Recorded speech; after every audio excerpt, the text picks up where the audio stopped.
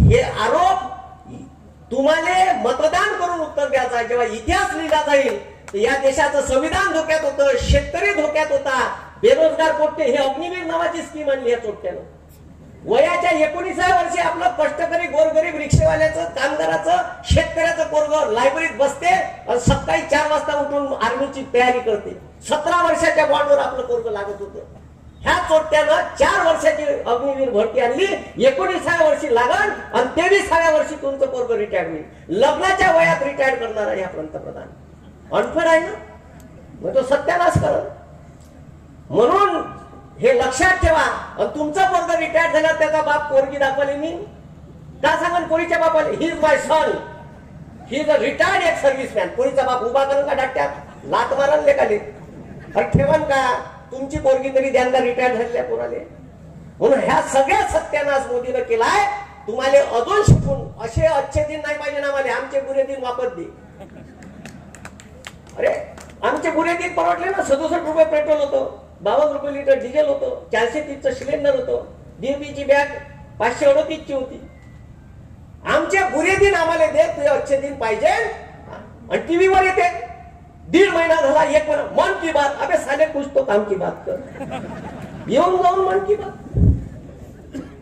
तर मला या गावात आमंत्रित केलं. मी 3 आवाज देतो. आवाज आरपार गेला पाहिजे. या देशाचं संविधान धोक्यात आहे.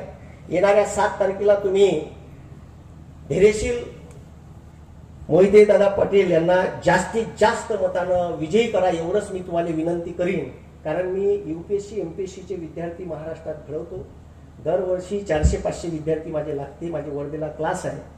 बरेचसे लोक इथं व्हिडिओ माझे पाहत असन, रील्स, युट्यूबवर खूप सारे विषय मी शिकवतो. आणि मला चुकीचं वाटते शेतकऱ्याचा पोरगा आहे जी माया जयते म्हणून बोलतो. म्हणून असं वाटते का शेतकऱ्याले, गोरगरीब, बेरोजगार पोराले या न्याय भेटला पाहिजे. म्हणून पोट तिडकीनं बोलतो. माया एवढं मोदीले कोणीच बोललो नसतं, कोणीच नसल. 4 वर्ष झाले मी बोलून राहिलो.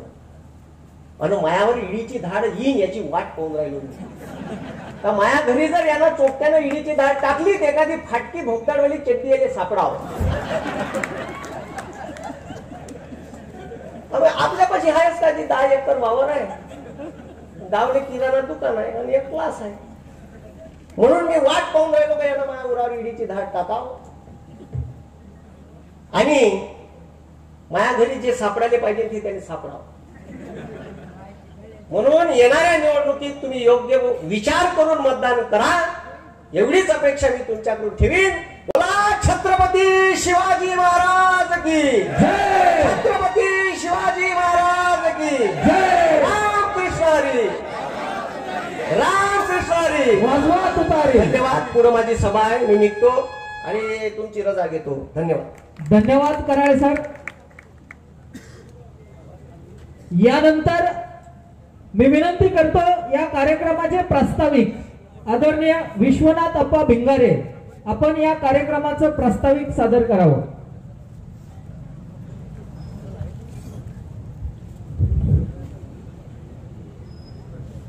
उद्या 7 तारखेला होणाऱ्या देशाच्या सर्वोच्च अशा सोहळ्यामध्ये आपण सहभागी व्हावं यासाठी आजची ही सभा आहे. 37 माढा लोकसभा मतदारसंघातून 43 महाविकास आघाडीचे अधिकृत उमेदवार म्हणून धैर्यशील भैया राजसिंह मोहिते पाटील यांच्या तुतारी घेतलेला माणूस या चिन्हाच्या समोरील बटन दाबून आपण त्यांना प्रचंड बहुमताने विजय करावे यासाठी आपण सर्वजण उपस्थित राहिला आहात. या सभेच्या निमित्तानं आपलं मनोगत व्यक्त करून गेलेले भूषणसिंहराजे होळकर, स्टेजवर उपस्थित असलेले रोहित दादा पाटील, सोलापूर जिल्हा राष्ट्रवादी युवक काँग्रेसचे अध्यक्ष आदरणीय गणेश दादा पाटील, स्वराज्य संघटनेचे जिल्ह्याचे अध्यक्ष महादेवजी तळेकर, शिवतेजसिंह मोहिते पाटील, प्रवीण दादा गायकवाड, दीपक दादा वाडदेकर, संतोष नेहतराव, विजयराव भगत, डॉक्टर कपाले, किरणदादा गाडगे, दीपकदादा पवार, शालिवंतदा कोळेकर, सतीश आप्पा शिंदे, मुन्ना मलपे, तसेच स्टेजवर असलेल्या सर्वांचीच मी नावं वेळेअभावी घेत नाही. भोसे आणि भोसे पंचक्रोशीच्या सर्व विभागातून आलेले सर्व विविध पक्षाचे पदाधिकारी आणि समोर उपस्थित असलेल्या माझ्या मतदार बंधू आणि भगिनीनो, तरुण मित्रांनो आणि पत्रकार बंधूंनो, आज तसं पाहिलं तर कोण कुणाला पेतय काहीच कळत नाही. तसं पाहिलं आज आपण कोण कुठं आहे याची आपणाला कुठलीच कल्पना नाही. मला काहीच कळत नाही कोण कुणाचा मित्र आहे. आणि स्मगलरच्या घरामध्ये मंत्र्यांचं छायाचित्र आहे.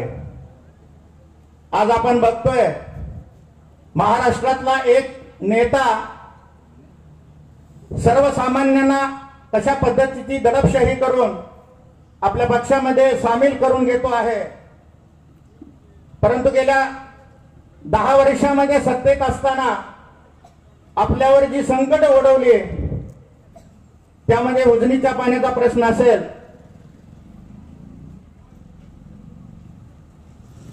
बेरोजगारीचा प्रश्न असेल, दुधाच्या दराचा भावाचा प्रश्न असेल, राम मंदिर बांधलं म्हणून सांगतात, रामाबद्दल आपल्या मनामध्ये अभिमान आहे, पण राम मंदिर बांधलं म्हणजे आपल्या पोटाला अन्न मिळालेलं नाही.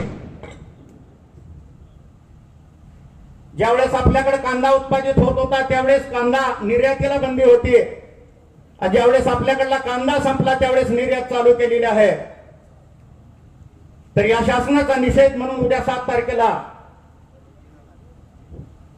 आदरणीय महाराष्ट्र राज्याचे माजी उपमुख्यमंत्री, सोलापूर जिल्ह्याची मान शान आदरणीय विजयसिंहजी दादा मोहिते पाटील यांचं आगमन झालेलं आहे. आपण त्यांनी टाळ्यांच्या गजरामध्ये सहर्ष स्वागत करावं.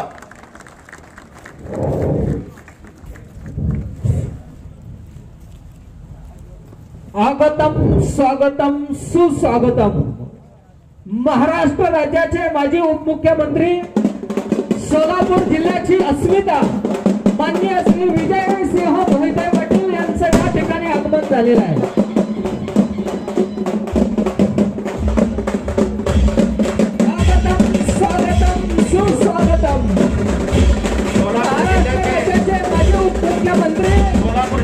सोलापूर जिल्ह्याची अस्मिता माननीय श्री विजयसिंह मोहिते पाटील यांचं भोसे नगरीत आगमन झालेलं आहे.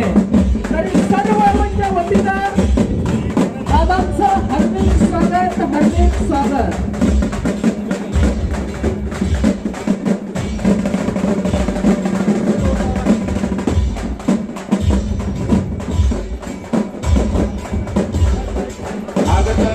स्वागतम, सुस्वागतम, शुभस्वागतम, स्वागतम.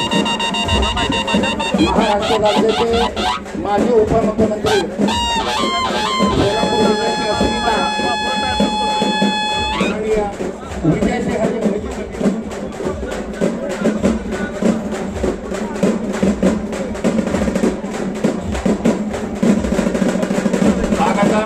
स्वागतम, सुस्वागतम, अथाच स्वागतम.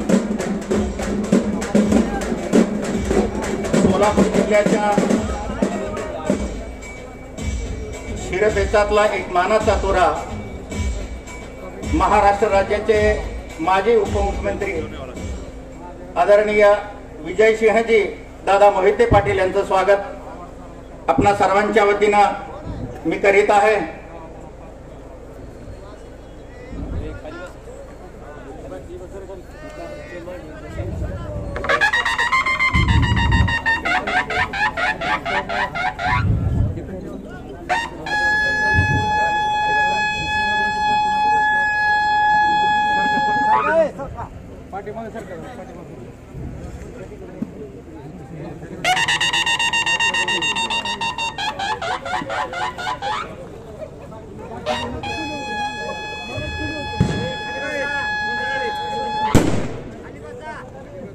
आपला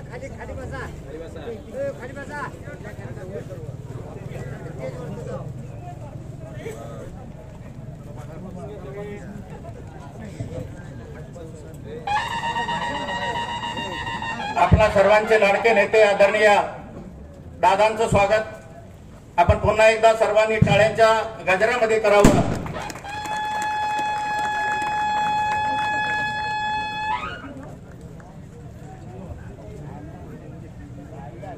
ज्या मायभूमीच्या पोटी मी जन्म घेतला त्याच मायभूमीच्या पोटी ही सर्व जनता जन्मली आणि त्यांनी अन्न न करत आज उपाशी कुत्र्याप्रमाणे पोट भरीत राहावे मला पाहवत नाही.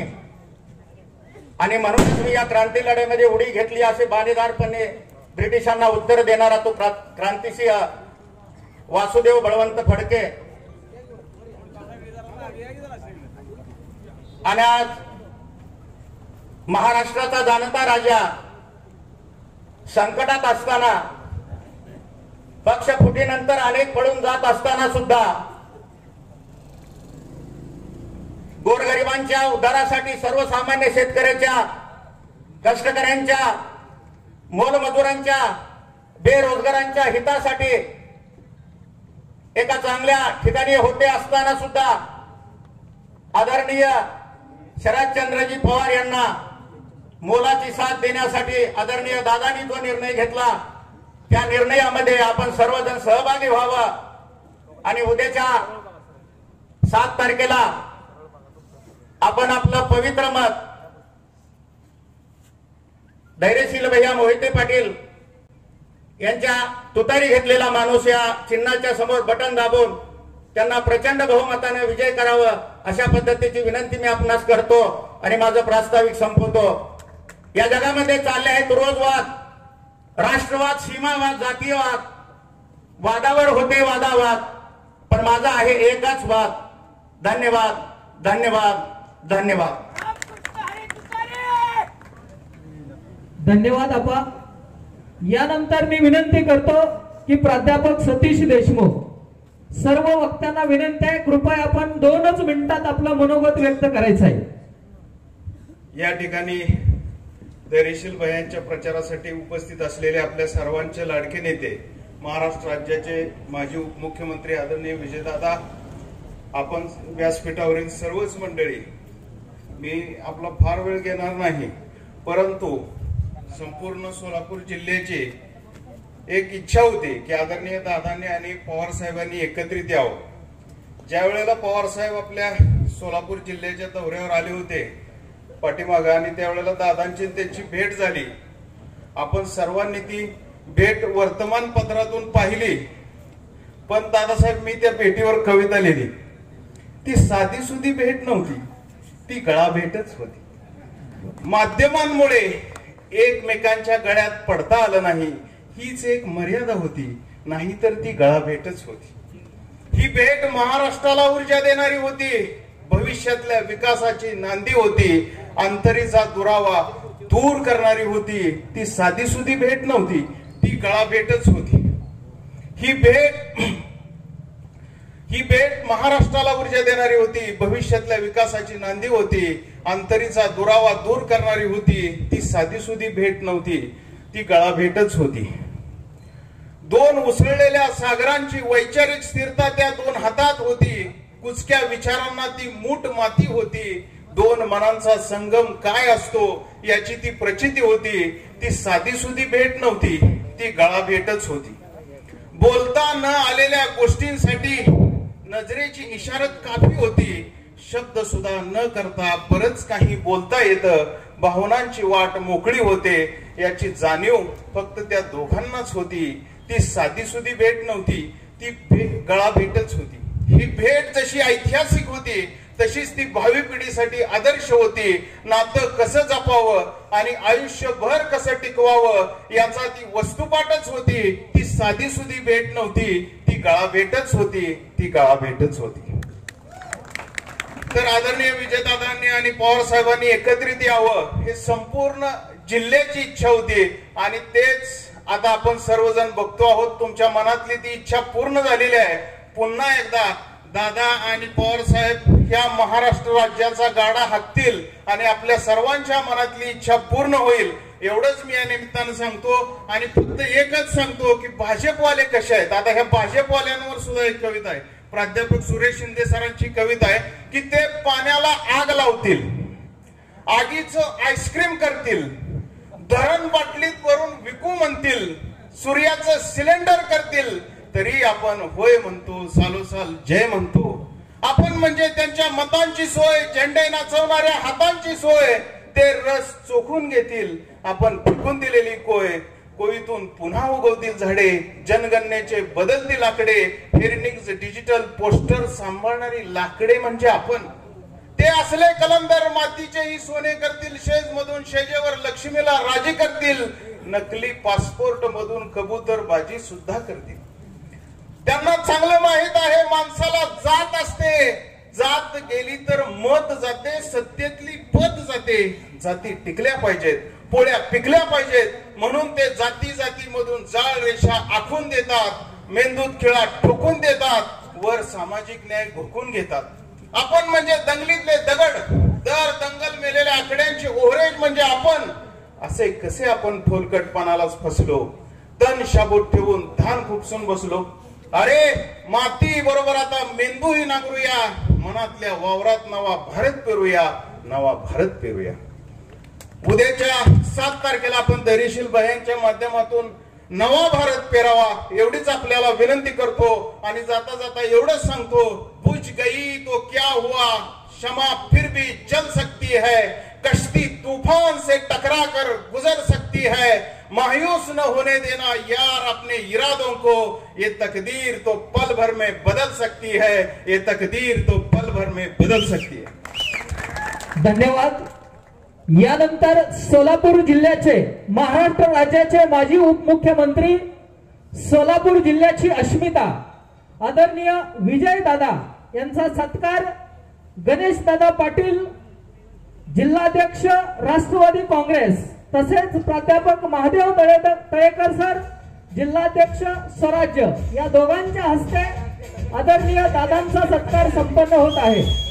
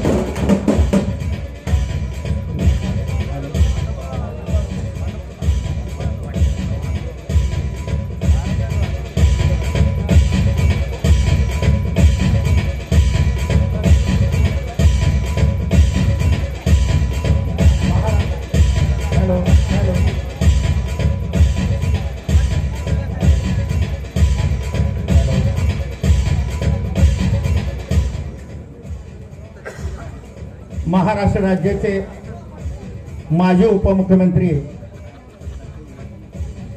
आदरणीय विजयसिंहजी मोहिते पाटील यांचा यथोचितपणे सन्मान केला जात आहे. महाराष्ट्र राज्यामध्ये ज्या नेत्याचं बोलणं कमी आणि काम ज्यादा असे असणारे सोलापूर जिल्ह्याची अस्मिता, सोलापूर जिल्ह्याचा मान आणि सोलापूर जिल्ह्याचा सन्मान आदरणीय विजयसिंहजी मोहिते पाटील. यानंतर रोहित दादा पाटील, आर आबा यांचे चिरंजीव युवा नेते रोहित दादा पाटील यांचा सत्कार प्रवीण खटके यांनी करावा अशी त्यांना विनंती आहे. रोहित दादांना विनंती आहे, कृपया आपण आपल्या सत्काराचा स्वीकार करायचा आहे. आदरणीय रोहित दादा पाटील.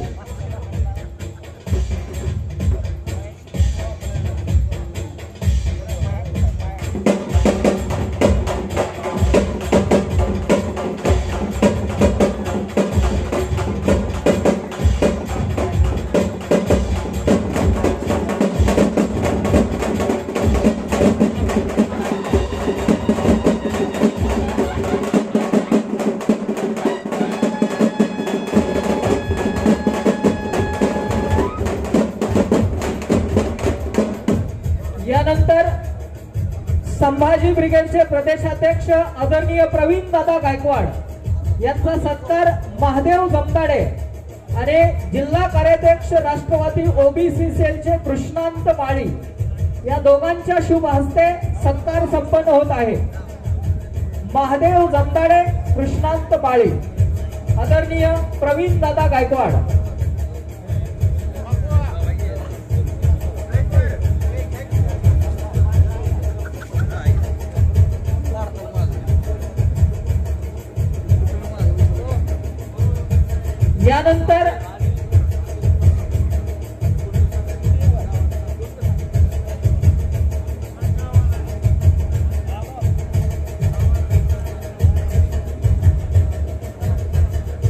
यानंतर पुढचा सत्कार आहे अनिल थोरात. अनिल थोरात यांचा सत्कार अनंत थोरात. कृपया आपण आपला सत्कार स्वीकारण्यासाठी स्टेजवर हजर राहायचं आहे.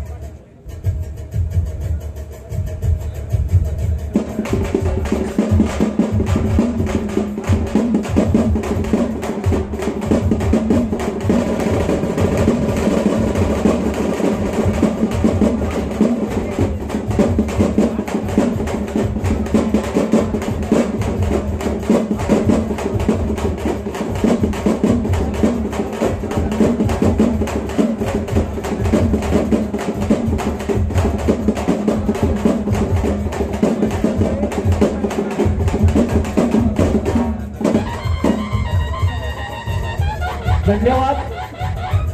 यानंतर आपले विचार व्यक्त करण्यासाठी मी निमंत्रित करतो शिवसेनेची धगधगती तलवार आदरणीय विजय भगत सर.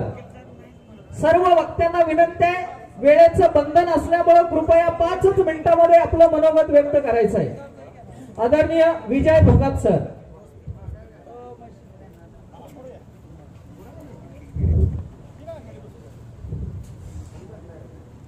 महाराष्ट्राची कुलस्वामिनी आई तुळजाभवानी, महाराष्ट्राचा जाणता राजा राजे शिवछत्रपती,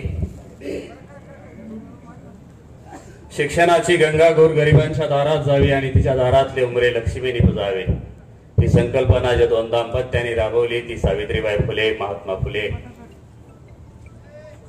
एका हातात महादेवाची पिंड आणि दुसऱ्या हातात तलवारीचं तळपतं पातं घेऊन या स्वराज्याच्या भूमीची सगळी मंदिरं शाबूत ठेवणारी अहिल्याबाई होळकर. माझी मैना गावावर राहिली, माझ्या जीवाची होती ओ कायली. पोहण्याच्या माध्यमातून आपल्या समाजातली अंधश्रद्धा, अंधविश्वास आणि अन्याय दूर करणाऱ्या अण्णाभाऊ साठेंना माझा नमस्कार. ज्या लोकशाहीचे आपण पाईक आहात, आता आपण या व्यासपीठावर आणि तुमच्या शेजारी पाजारी बसलेल्या माणसाला विचारलं का तुम्ही कुठल्या जातीचा आहे, कुठल्या धर्माचा आहे, कुठल्या पंथाचा आहे, कुठल्या रंगाचा आहे, कुठल्या वर्णाचं विचारलं तुम्ही? ही सगळी मानव जात एका ठिकाणी बसवणारे माझे डॉक्टर बाबासाहेब आंबेडकर. 43 माडा लोकसभेच्या प्रचारानिमित्त आपण या भोसे ग्रामस्थाच्या साक्षीनं आणि व्यासपीठावर असलेले राज्याचे सहकार महर्षींचे सुपुत्र सन्माननीय विजयदादा यांना माझा जय महाराष्ट्र. ज्या छत्रपतींनी आपल्याला हे स्वराज्य दिलं आणि त्या स्वराज्याची संकल्पना माझ्या राजानं मांडली की 18 पगड जाती 12 बलुतेदारांचं हे राज्य आहे. कुठल्या धर्माचं नव्हे, कुठल्या जातीचं नव्हे, कुठल्या पंथाचं नव्हे.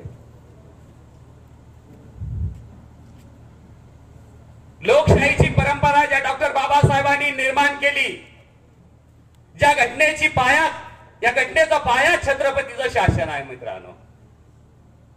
आणि आपण आज म्हणतोय मोदी शासन. आपला बाप विसरायचा नाही कधी, आणि तो बाप आहे छत्रपती शिवाजी महाराज. ज्या मावळ्यांनी हे राज्य घडवताना आपल्या प्राणाची आहुती दिली, ज्या मातीवर हे रक्त सांडलं, या घोड्याच्या टापाने ही माती पवित्र झाली, ती माती कपाळाला लावायची आणि स्वराज्याची संकल्पना ज्या राज्याच्या राज्यामध्ये तुम्हाला निर्माण करायची असेल तर येणाऱ्या 7 तारखेला तुमचं डॉक्टर बाबासाहेबांनी तुम्हाला जे एका मताचा अधिकार दिलाय ते सक्षमपणे तुम्ही राबवचाल. ज्या सावित्रीने तुम्हाला शिक्षण देऊन ही गुलामगिरीची लढत बाजूला केली, स्त्री शिक्षणाची दारं खुली करून माझ्या लेकीला शिक्षणाचा दर्जा दिला, त्या सावित्रीचा जयघोष करण्याची तारीख आहे लोकशाही. आणि लोकशाहीचं मंत्र आहे मतदान. हे दान श्रेष्ठ आहे. आणि हे मत मागण्यासाठी सहकार महर्षींच्या वंशात तुमच्या समोर आलेले आहेत. ज्या वंशजांनी आपल्याला या सोलापूर जिल्ह्याचं नेतृत्व उभा केलं, हा जिल्हा एक संघ ठेवण्याचं काम केलं आणि त्या जिल्ह्याचं नेतृत्व नाकारायचं आणि ह्या जिल्ह्याला पोरक करायचं. कुणी बी यायचं, टिकली मारून जायचं. लावणी जाव टिमकी बजाव राजकारण हे सोलापूर जिल्ह्यामध्ये मागल्या 10 वर्षामध्ये झालंय. हे राजकारण तुम्हाला पुसायचं असेल आणि या जिल्ह्याला एक नेता द्यायचा असेल, तुम्हाला एक चारित्र्यवान सन्मान आणि चेहरा द्यायचा असेल तर येणाऱ्या 7 तारखेला धैर्यशील मोहिते पाटलाच्या तुतारी वाजवणाऱ्या चिन्हावर एक मत देऊन द्यावा लागेल. हल्ली काय झालंय, रामाचं नाव घेऊन रावण बी आपल्या मतदारसंघात येऊन चाललेले आहेत. नाव राम. ज्या विजयदादांनी गरीबाच्या लेकराला विधानसभेत पाठवलं, गरीबाच्या कळवळा तुला जाणीव आहे, गरीबांच्या कळवळांची. त्या गरीबीचा तू जय जयकार करायचा सोडून विजयदादा सारख्या माणसावर तुम्ही आरोप करता. राम सातपुते, ज्या ताटात आईनं तुला वाढलं त्याच ताटाला लाच देऊन तू सोलापूर जिल्ह्याचं राजकारण संपवाय निघालाय. तुला काय माहिती लागा ह्या जिल्ह्याची. सहकार महर्षी शंकरराव मोहिते पाटलांनी या जिल्ह्याचं राजकारण केलं. कैलासवासी नामदेवराव जगतापांनी या जिल्ह्याचं राजकारण केलं. माझ्या माड्यातल्या तालुक्यातल्या गणपतराव साठेंनी या जिल्ह्याचं राजकारण केलं. मग मला तुम्हाला विचारायचं आहे की तुमची अस्तित्व, तुमचे सन्मान, हा जिल्हा आहे, ही माती आहे. आपण पोरको नाही मित्रांनो. विजयदादांनी सांगितलंय की तुम्ही एकटे नाही, मोहिते पाटील तुमच्या सेवेसाठी तत्पर आहेत. ती सेवा करण्यासाठी, संधी मागण्यासाठी तुमच्या दारात एक मताचं दान मागण्यासाठी आला आहे. तुम्ही मताची झोळी भरून देचाल. आपल्या जिल्ह्याचा दबदबा मागल्या 10 वर्षामध्ये पुसला गेला मित्रांनो. आणि देवेंद्र फडणवीस सांगतात की धैर्यशील मोहिते पाटलाची सरंजाई मोडून टाकीन.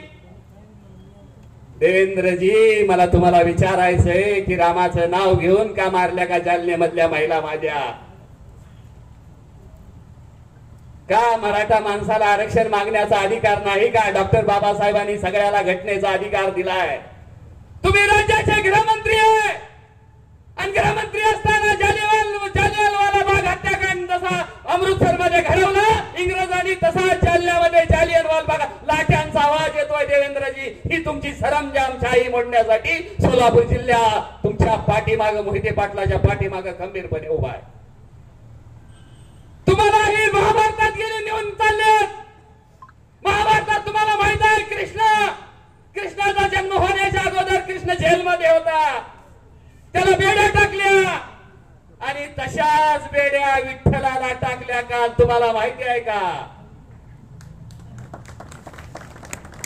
विठ्ठलाला बेडी टाकली. शेतकऱ्याचा सन्मान आहे विठ्ठल कारखाना. ही अस्मिता, हा आपला प्रपंच.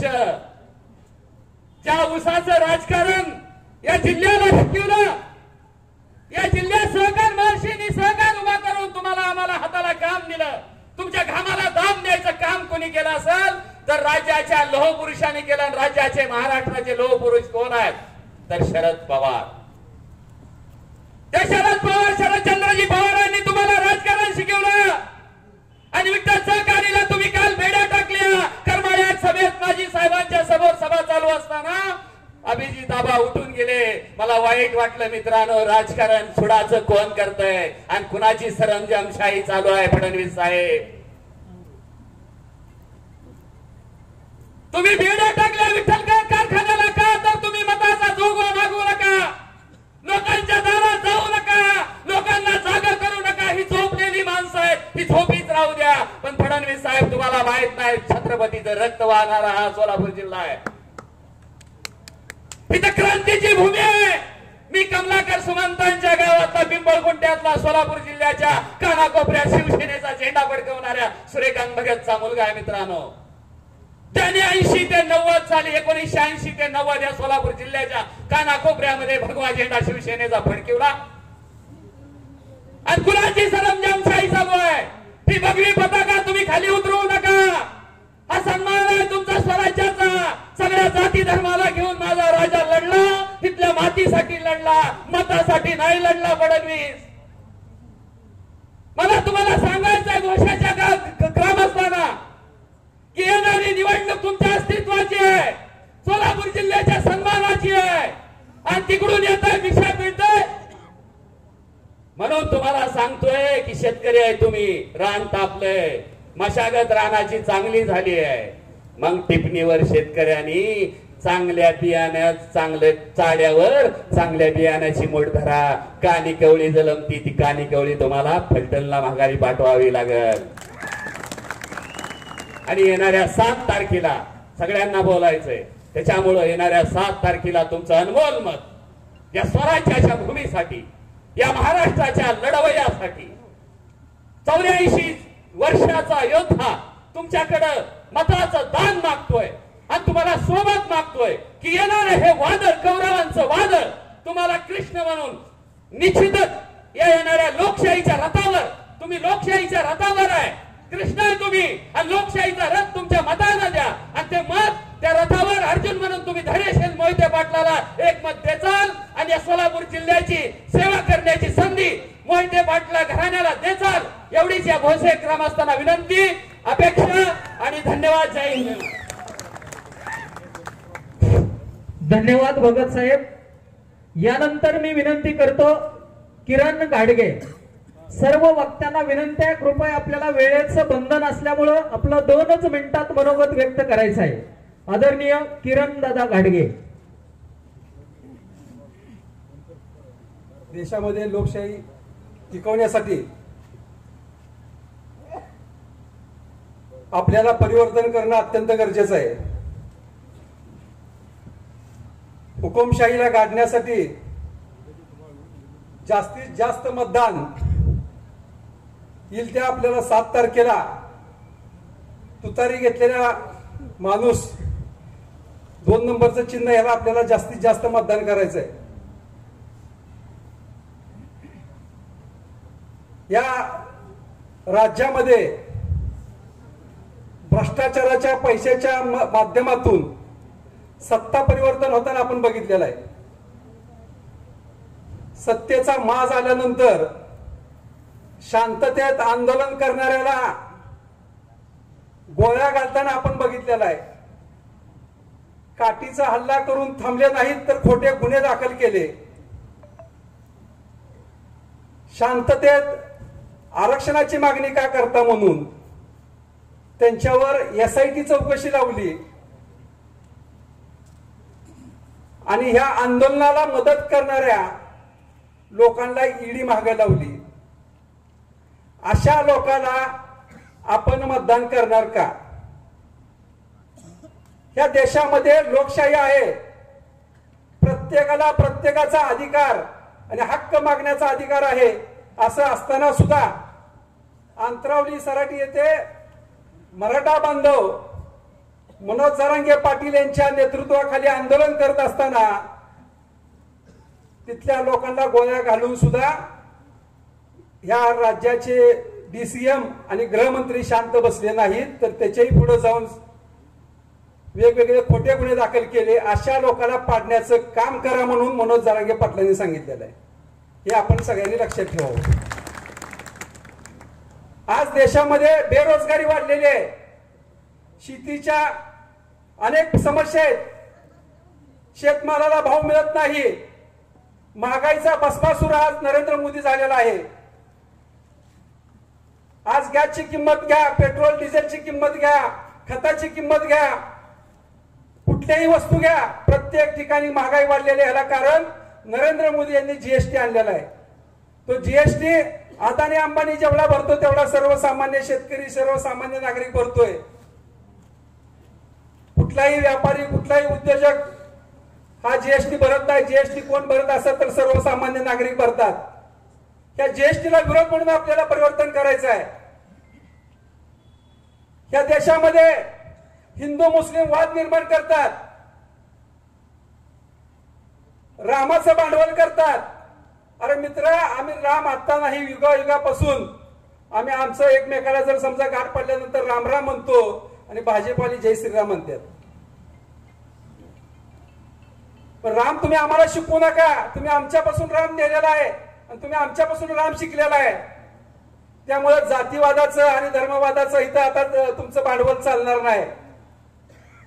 15 लाख देतो म्हणून तुम्ही ह्या देशामध्ये सत्तेत आला. 15 लाख तर सोडा, 15 रुपये सुद्धा देऊ शकलेले नाही. आजच्या दिनची तुम्ही गोष्ट काय केली, आजचे दिन येणार म्हणून. आज 10 रुपयाची वस्तू 100 रुपयाला झाले. हे तुमचे आजचे दिन आहेत का? छत्रपती शिवाजी महाराजांचा आशीर्वाद, चलो बीजेपी के साथ, ही घोषणा तुम्ही दिली. ज्या छत्रपती शिवाजी महाराजांचं नाव घेऊन त्या देशामध्ये, या राज्यामध्ये तुम्ही भाजपवाले सत्तेत आला, त्या छत्रपती शिवाजी महाराजांचा अपमान करणाऱ्याला पाठीशी घातलं आणि अपमान करायला लावला. या राज्याचे राज्यपाल छत्रपती शिवाजी महाराजांचा अपमान करताना तुम्ही एक शब्दही त्यांना काही बोलला नाही. इथंच थांबले नाही तर महात्मा ज्योतिबा फुले, डॉक्टर बाबासाहेब आंबेडकर, सावित्रीबाई फुले यांचा सुद्धा अपमान खालच्या खालच्या पातळीला जाऊन तुम्ही केला. भारतीय जनता पार्टी या महाराष्ट्रातील युगपुरुषाचा अपमान करण्यासाठी काम करते. सत्ता आल्यानंतर ह्या युगपुरुषांना बदनाम करण्याचं काम करते. त्यामुळे आपल्या युगपुरुषाचे विचार टिकवण्यासाठी, फुले, शाहू, आंबेडकर आणि छत्रपती शिवाजी महाराजांचा सन्मान टिकवण्यासाठी या भारतीय जनता पार्टीला महाराष्ट्रातून आपल्याला हद्दपार करायचं आहे. माणसात घराघरात भांडणं लावणं, जाती जातीत भांडणं लावणं आणि स्वतः सत्ता भोगणं, ही इंग्रजाची नीती, ही चालणारे भारतीय जनता पार्टीचे लोक आणि त्यांना साथ देणाऱ्या लोकांना आपल्याला या महाराष्ट्रातून हद्दपार करायचा आहे. बोलण्यासारखे अनेक मुद्दे आहेत, पण मित्रांनो वेळ कमी आहे. पण सर्वांना कळकळीची विनंती आहे, या राज्यापुढे अनेक प्रश्न आहेत. मराठा आरक्षण आहे, धनगर आरक्षण आहे, कोळी बांधवांना आरक्षण मिळालेलं नाही, महागाईचा विषय आहे, शेतकऱ्याला शेतीमालाला हमीभावाचा विषय आहे. अनेक लोकांनी अनेक भाषण करत असताना हे प्रश्न तुमच्या पुढे मांडलेले आहेत. जास्त वेळ न घेता मी इथंच थांबतो आणि पुन्हा एकदा तुम्हाला सगळ्यांना विनंती करतो, येईल त्या 7 तारखेला 2 नंबरचं चिन्ह आहे धैर्यशील भैया मोहिते पाटील यांच्या समोरील तुतारी घेतलेला माणूस, या समोरील बटन दाबून भारतीय जनता पार्टी आणि RSSचा पराभव करायचा आहे. जय जाऊ, जय शिवराय. धन्यवाद. यानंतर विनंती करतो आदरणीय दीपक दादा वाडदेकर, आपण 2च मिनिटात आपलं मनोगत व्यक्त करायचं आहे.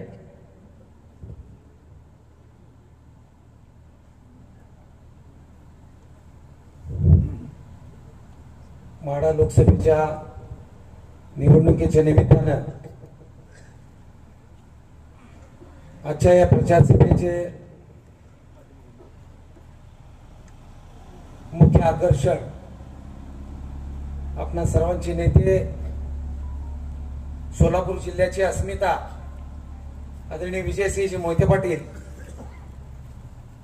उपस्थित आपल्या राज्याचे माजी गृहमंत्री आर आबा यांचे चिरंजीव रोहित दादा, संभाजी ब्रिगेडचे महाराष्ट्र राज्याचे अध्यक्ष माजी नेते प्रवीण दादा गायकवाड, शिवतेजसिंह मोहिते पाटील साहेब, मंचावर उपस्थित सर्वच मान्यवर व या ठिकाणी बहुसंख्येने उपस्थित असणारे माढा लोकसभा मतदारसंघातील सर्व मतदार बंधू आणि भगिनींनो, आज 4 तारीख आहे. 2-3 दिवस उरलेले आहेत. आताच माझ्या एका सहकार्याने सांगितलं की त्याच्या गावामध्ये लक्ष्मी आली आहे. मित्रांनो, गेली 15 दिवस झाले इलेक्शनची रणधुमाळी आपण बघतोय. पूर्वी नरेंद्र मोदींनी सोलापूर जिल्ह्यामध्ये एक सभा केली होती, ती अकलूज ग्रामपंचायतच्या ठिकाणी. दादांनी एक हाक दिली होती, कमीत कमी 1 लाखाचा मॉब त्या ठिकाणी जमला होता. मोदींनी सोलापूर जिल्ह्यात 2 सभा घेतल्या. एक सोलापूरला साधारण 25 ते 30 हजार लोक त्या ठिकाणी उपस्थित होते. दुसरी माळशिरसला, त्या ठिकाणी खुर्च्या टाकल्या होत्या 28,000 आणि त्यात 20% गर्दी कमी होती, म्हणजे साधारण 20, 22, 23 हजार लोक जमले होते. तेही लोक सगळे पैसे देऊन आणले होते. सोलापूरच्या सभेला कर्नाटक मधनं गाड्या भरून आल्या होत्या. आज गडकरी येत आहेत. देवेंद्र फडणवीस तर सोलापूर जिल्ह्यात मुक्कामाला आहे, कारण एक त्याचा शिपाई आहे आणि इकडचा त्याचा गरगडी आहे. मित्रांनो, अनेक पातळीवर टीका टिप्पण्या झाल्या, प्रचार झाला, आपण सर्वजण पाहतोय. मागच्या पंचवार्षिकला म्हणजे 2019 साली मोहिते पाटील परिवारानं सर्व कार्यकर्त्यांना विश्वासात घेऊन निर्णय घेतला. अट कुठलीच घातली नव्हती, स्वतःची किंवा राजकीय अट कुठली नव्हती. अट एकच होती, तुमचं सरकार आल्यानंतर कृष्णा भीमा स्थिरीकरण, पंढरपूर लोणंदचा रेल्वे मार्गाचा विषय, ह्या 2 गोष्टी या सोलापूर जिल्ह्याच्या विकासाला, या सोलापूर जिल्ह्याच्या शेतकऱ्याच्या उन्नतीला कारणीभूत आहेत. या 2 गोष्टी तुम्ही पूर्ण कराव्यात, एवढ्या एका अटीवर भारतीय जनता पार्टीमध्ये प्रवेश केला होता. त्याला कारण अनेक आहेत. आम्ही मूळचे राष्ट्रवादीचे, राष्ट्रवादी काँग्रेस पार्टी उभा करत असताना शरद पवार साहेबांच्या खांद्याला खांदा लावून विजयसिंह मोहिते पाटील साहेबांनी त्या ठिकाणी राष्ट्रवादीची स्थापना केली. रणजितसिंह मोहिते पाटलांनी महाराष्ट्र 7 वेळा पालथा घालून महाराष्ट्रामध्ये राष्ट्रवादी काँग्रेस उभी केली. परंतु हे सगळं करत असताना आम्हाला पार्टीमध्येच काही लोक त्रास देत होते. तुम्हाला सगळं माहित आहे, महाराष्ट्रात एक टगे आहे, माहित आहे ना. तो टगे एवढा ताप देत होता की त्याच्याशी भांडण करण्यापेक्षा आम्ही पक्षातनं बाहेर पडलो. त्या टग्याने नुसतं दादांना ताप दिला नाही, त्या टग्यानं स्वतःच्या चुलत्याला, जो कुटुंब प्रमुख आहे, त्याला सुद्धा ताप दिला. तुम्ही आम्ही सगळ्या महाराष्ट्राने ते बघितलेलं आहे. उद्धव ठाकरे साहेबांचा पक्ष फोडला, शरद पवार साहेबांचा पक्ष फोडला, काँग्रेसमधले माजी मुख्यमंत्री सारखे अनेक नेते त्या ठिकाणी भीती दाखवून भारतीय जनता पार्टीमध्ये घेतले. हे सगळं करत असताना ज्याला राम सातपुते सांगतो की तिचे आई वडील ऊसतोड कामगार होते, ज्या वेळेस त्याचे आई वडील ऊसतोड करत होते त्या टायमाला मागणं कांडे गोळा करत होत. त्या कांड्या गोळा करणाऱ्याला फडणवीसने सांगितलं की दादा ह्याला आमदार करा. 15 दिवसात आमदार केला. दुसऱ्या काय माजलेला वळू, तो काँग्रेसमध्ये होता. भारतीय जनता पार्टीनं त्याच्याशी काहीतरी संधान साधलं. तो भाजपमध्ये आला आणि 15 दिवसात त्याला माढा लोकसभा मतदारसंघामध्ये उभा करून त्याचा प्रचार या पूर्ण फॅमिलीने करून तुम्ही आम्ही करून दादांच्या आदेशाप्रमाणे त्याला आपण खासदार केला. काल एक 2-3 दिवसाखाली तो हरामखोर त्या ठिकाणी अकलूज मध्ये या राज्याची संस्कृती जपणारे एक घर आहे. रणजितदादा भारतीय जनता पार्टीचे आमदार आहेत. परंतु अकलूज मध्ये देवेंद्र फडणवीस येत असताना मी त्या ठिकाणी दादांबरोबर उपस्थित होतो. दादा मला म्हणले मी फडणवीसांचा सत्कार करणार आहे. माझ्या बरोबर बहुतेक दीपक दादा पवार पण होते. आम्हाला विचारल्यानंतर आम्ही म्हणलं दादा बरोबर आहे, गेलं पाहिजे. आपल्या दारावरनं जात असताना त्यांचं स्वागत केलं पाहिजे, कारण ती आपली संस्कृती आहे. दादा बुके घेऊन उभारले होते. त्या ठिकाणी हा हरामखोर गाडी चालवत होता. त्याने गाडी थांबवली नाही आणि पुढे गेल्यानंतर समेत त्याने भाषण केलं की एक गद्दार बुके घेऊन उभारला होता. त्या हरामखोराला मला सांगायचं, तुम्ही 15 दिवसाखाली काँग्रेसमधून आला होता. आमच्या पाया पडल्यानंतर दादांनी आशीर्वाद दिला आणि तुला खासदार केला. त्याने सांगितलं धैर्यशील मोहिते पाटलांवर अनेक केसेस आहेत. मित्रांनो, राजकारण समाजकारण करत असताना या प्रकारच्या गोष्टी होत असतात. मला त्या खासदाराला विचारताय, देवेंद्र फडणवीसांचा ऍफिडेव्हिट जर निवडणुकीला भरलेलं तुम्ही काढलं तर त्यांच्यावर बी 5, 25, 30, 40 केसेस आहेत. खरंय का खोटं आहे? या राज्यामध्ये या देशामध्ये अनेक आमदार खासदार असतील. काही जणांची जनतेची कामं करतानाचे केसेस आहेत आणि ह्या हरामखोरावर केसेस कसले आहेत माहिती आहे का? त्याचा एक सहकारी होता फलटण मधला, त्याचं आडनाव आगावणे. तो आगावणे उद्योजक होता. त्या उद्योजकानं त्या रणजित निंबाळकरांसाठी जीवाची बाजी लावली. 19 साली खांद्याला खांदा लावून त्यानं काम केलं. स्वतःची इस्टेट पाण्यासारखी वाहिली. हे सगळं करून सुद्धा त्या माणसानं त्या आगावण्याच्या इस्टेटीवर कर्ज काढलं. 200-250 कोटी रुपयाचं कर्ज काढलं. त्या आगावण्याला नागडा उघडा केला. पैसे मागितल्यानंतर त्या आगावण्यावर खोट्या केसेस केल्या. त्याला जेलमध्ये पाठवलं. जेलमध्ये त्या माणसानं आत्महत्येचा प्रयत्न केला. बाहेर त्याची बायका 2 मुली, त्या 2 तरुण मुलीने आत्महत्येचा प्रयत्न केला. आणि एवढं करून सुद्धा त्यानं दडपण आणून साधी त्याची गोष्ट किंवा त्याचा व्हिडिओ सुद्धा प्रसारित होऊ दिला नाही. ही परिस्थिती या रणजित निंबाळकरनं त्या ठिकाणी आणली आहे. अशाच पद्धतीने तुम्ही जर तुमचे पै पाहुणे कोण मित्र कंपनी फलटण मध्ये असतील तर तुम्ही चौकशी करा. या मानखटामध्ये आणि फलटण मध्ये खरं तर अराजकतेची परिस्थिती आहे. बोलण्यासारखं भरपूर आहे. मित्रांनो, मी जे बोलतोय ते सगळ्या गोष्टी खऱ्या आहेत. सोशल मीडियावर तुम्ही बघितले असतील. आलाय का? मग तो सगळीकडे जरा प्रसारित करा.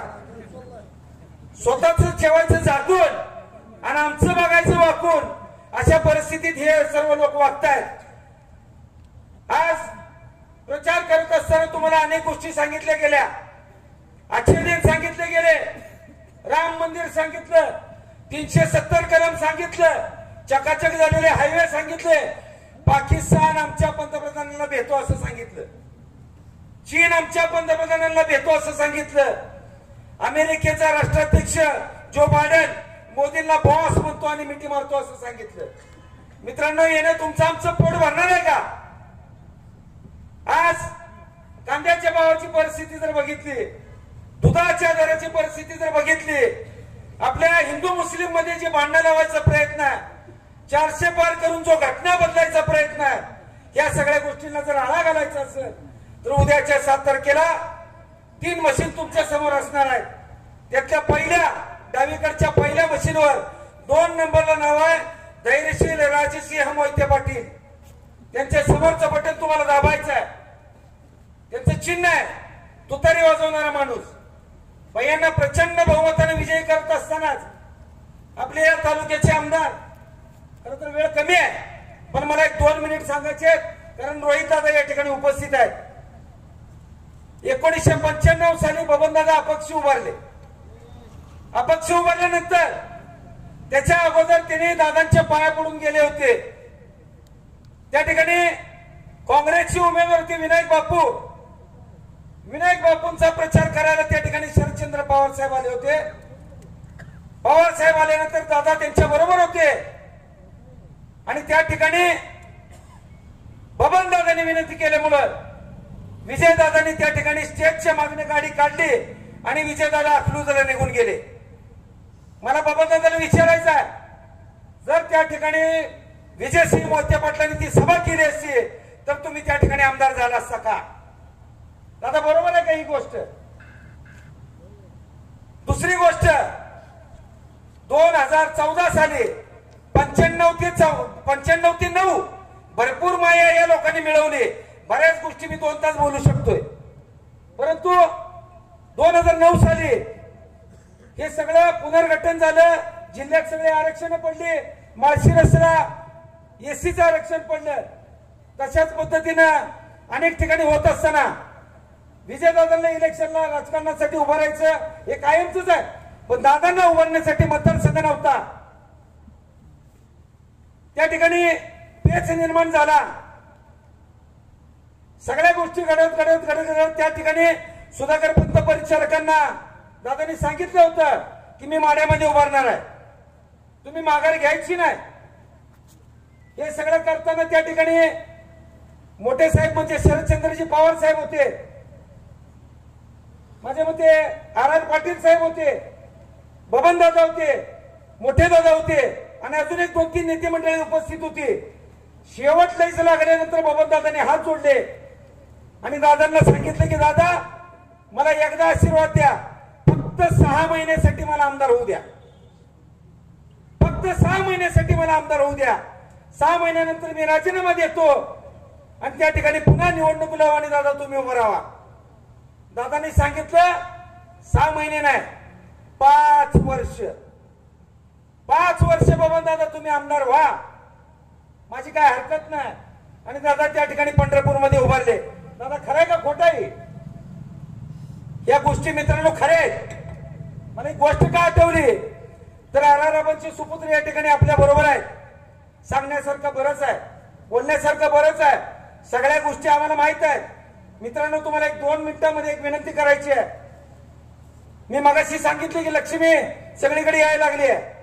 आपल्याकडे ग्रामीण भागामध्ये आपण हरभरा लावतो, पेरतो, टोचतो, ऊसामध्ये टोचतो. हरभऱ्याचं रोपटं वर येत असताना आपण त्या हरभऱ्याचं शेंड खुडतो, बरोबर आहे का? त्याला नकलनं म्हणतात, नकलनं. राजकारणामध्ये समाजकारणामध्ये प्रत्येक जण अर्थार्जन करतो, पण त्याचा नकलण्याकडे कल असतो. नकलल्यानंतर ती झाड किंवा ती रोपटं वाढतं आणि काही जण त्या ठिकाणी ते वरबडतात. अशा पद्धतीने वरबडून संपत्ती गोळा केलेली माणसं या ठिकाणी तुम्हाला आम्हाला पैसेच आम्ही दाखवत आहेत. ग्रामीण भागामध्ये पैसा दिला जातोय, कार्यकर्त्यांचे जेवणावळे उठायला लागलेले आहेत. तुम्हाला सर्वांना विनंती आहे, हरामखोरीने मिळवलेला पैसा तुम्ही सर्वजण घ्या, परंतु हे सगळं करत असताना तुतारी समोरचं चिन्ह विसरायचं नाही. तुतारीचं बटन दाबल्यानंतर त्याच्या शेजारी व्हीव्हीपॅटचं मशीन आहे, त्या मशीनकडे तुम्ही बघायचं आहे. बटन दाबल्यानंतर टी करून आवाज येतो आणि तो आवाज आल्यानंतर ते मशीन बघायचं आहे.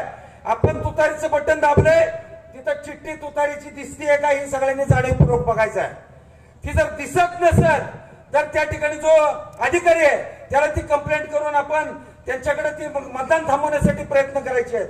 आणि जर चिठ्ठी त्या पद्धतीची असेल तर सर्वांनी हे सगळं कार्यकर्त्यांनी ज्या त्या गावामधून आलाय तुम्ही त्या ठिकाणी हे पोचवावं, कारण हे सांगणं गरजेचं आहे. या ठिकाणी अवधूमराणांची नातू आदरणीय युवराज दादा पाटील यांचं या ठिकाणी आगमन होत आहे. आपण सर्वांनी टाळ्या वाजवून त्यांचं स्वागत करावं. उद्याच्या 7 तारखेला तुतारी घेतलेल्या माणसाचं बटन दाबून आपण बाह्यांना निवडून द्यावं एवढी विनंती करतो. थांबतो. जय हिंद, जय महाराष्ट्र. धन्यवाद. सर्व वक्त्यांना विनंती आहे, आपल्याकडे फक्त 1 तास शिल्लक आहे, त्यामुळं वेळेचं मर्यादा आपल्याला असल्यामुळं कृपया आपलं थोडक्यात मनोगत व्यक्त करायचं आहे. या ठिकाणी युवराज दादांचं आगमन झालेलं आहे, त्यांचंही खूप खूप स्वागत. यानंतर मी विनंती करतो प्राध्यापक महादेव तळेकर आपलं मनोगत 2च मिनिटात व्यक्त करायचं आहे.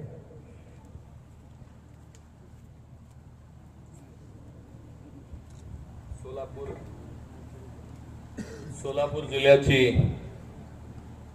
अस्मिता, सोलापूर जिल्ह्याचा तुमचा आणि आमचा सर्वांचा अभिमान माननीय श्री विजयसिंहजी मोहिते पाटील साहेब, माझे गुरु, ज्यांच्यामुळं छोटा का असेना पण उद्योग करण्याची मला प्रेरणा मिळाली, ते माझे गुरु आदरणीय प्रवीणदादा गायकवाड साहेब,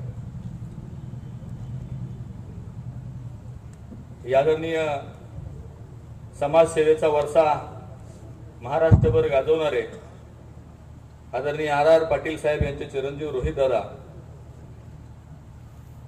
आदरणीय दीपक दादा, किरणराजजी, सर्वच माझे सर्व सहकारी युवराज दादा, तसंच आमच्या गावचे सरपंच गणेश दादा आणि सर्व माझे या ठिकाणी मंचावरील उपस्थित मान्यवर आणि ऐकणाऱ्या सर्व माझ्या सहकारी आणि मतदार 7 तारखेला योग्य माणूस निवडणाऱ्या माझ्या बंधू आणि ऐकणाऱ्या सर्व भगिनींनो, खऱ्या अर्थानं दादांच्या वरती प्रेम कधीपासून करायला आपण सुरुवात केली. लहान असताना दादा या ठिकाणी आलेले होते आणि पाठीमागच्या दूध डेअरीचं का काहीतरी उद्घाटन बाबासाहेब या ठिकाणी होतं. फियाट गाडी होती, अँबॅसेडर गाडी होती आणि दादासाहेब त्यावेळेला मंत्री महोदय होते, जिल्ह्याचे पालकमंत्री सुद्धा होते. आणि त्यानंतर इथं आल्यानंतर दादांचा कार्यक्रम झाला, पाठीमागच्या ठिकाणी कार्यक्रम झाला खूप मोठा. आणि पहिल्यांदा आम्ही लहान असताना बघायला दादांना आलो की एक क्युरियोसिटी होती की दादा कसे आहेत, कसं राहतात, कसं वागतात, कसे बोलतात, पर्सनॅलिटी नेमकी कशी आहे. त्यावेळेला दादांची जी केसाची हेअरस्टाईल होती अजय देवगण सारखी, दादांच्या ज्या मिशा होत्या अशा रुबाबदार मिशा, म्हणजे एक हिंदी आणि मराठी चित्रपटातल्या हिरोकडे बघितल्यानंतर जसा अभिमान वाटावा तसं एकदम दिल असं काय म्हणतो त्याला काळीच भरून येणार हे माझं नेतृत्व होतं आदरणीय दादा. आणि त्यानंतर दादांनी गॉगल घातलेला काळा इथे पाठीमागं आणि ती अँबॅसेडर गाडी होती ती चालवत इथून इथे भाई मंजिल आहे आमच्या सहकार्यांचं दादासाहेब शेख. आणि त्या भाई मंजिलला दादासाहेब तिथं आपल्याला मटणाचं जेवण होतं, बापूंच्या माध्यमातून त्या ठिकाणी झालं मटण तिथं होतं भाई मंजिलला. मी लहान होतो, मला वाटतं 7वी 8वीला असेल. प्रेम कसं करावं एखाद्या आपल्या नेत्यावरती, आपल्या आयडॉलवरती. आणि मंत्री असल्यामुळे ते एसपीओ मी बारकात फेकूनच दिले बाहेर, येऊच दिना मला, त्या दरवाजाच्या आतच येऊ दिनात कोण. त्यावेळेला जे तिथं दादाभाई होते त्या दादाभाईंना म्हणलं की मला दादांच्या जवळ एकदा जायचं आहे. म्हणलं दादा जवळ जाऊन तुला काय करायचं, ते एसपी वगैरे टाकून द्यायचे, पोलीस कोणी जवळ जाऊ देना.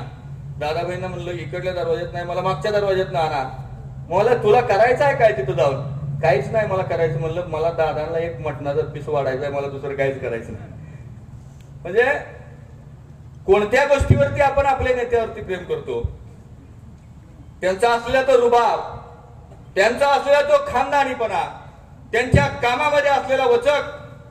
दादासाहेबांच्या बघायचं ना, दादासाहेबांच्या सचिवाचा जरी फोन गेला शिवरत्न बंगल्यावरती परसू काका, तर त्या पीएने जर फोन केला तरी सुद्धा दादांना परत फोन करावा लागत नव्हता, एवढा वचक त्या शिवरत्नवरती आहे. कारण शिवरत्न ही माझ्या जिल्ह्याची सामाजिक, राजकीय, धार्मिक, सांस्कृतिक सगळ्या प्रकारची राजधानी आहे.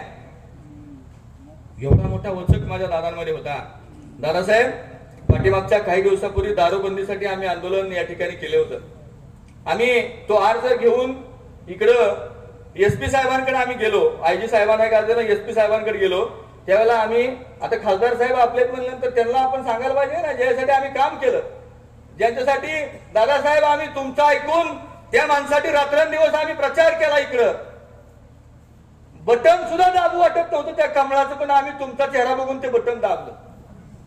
कमळाकडे बघूच वाटत नाही, पण दादांचा चेहरा आठवला आणि पहिल्यांदा कमळाला मतदान केलं. त्याच्या अगोदर कधी कमळाला मतदानच केलं नव्हतं.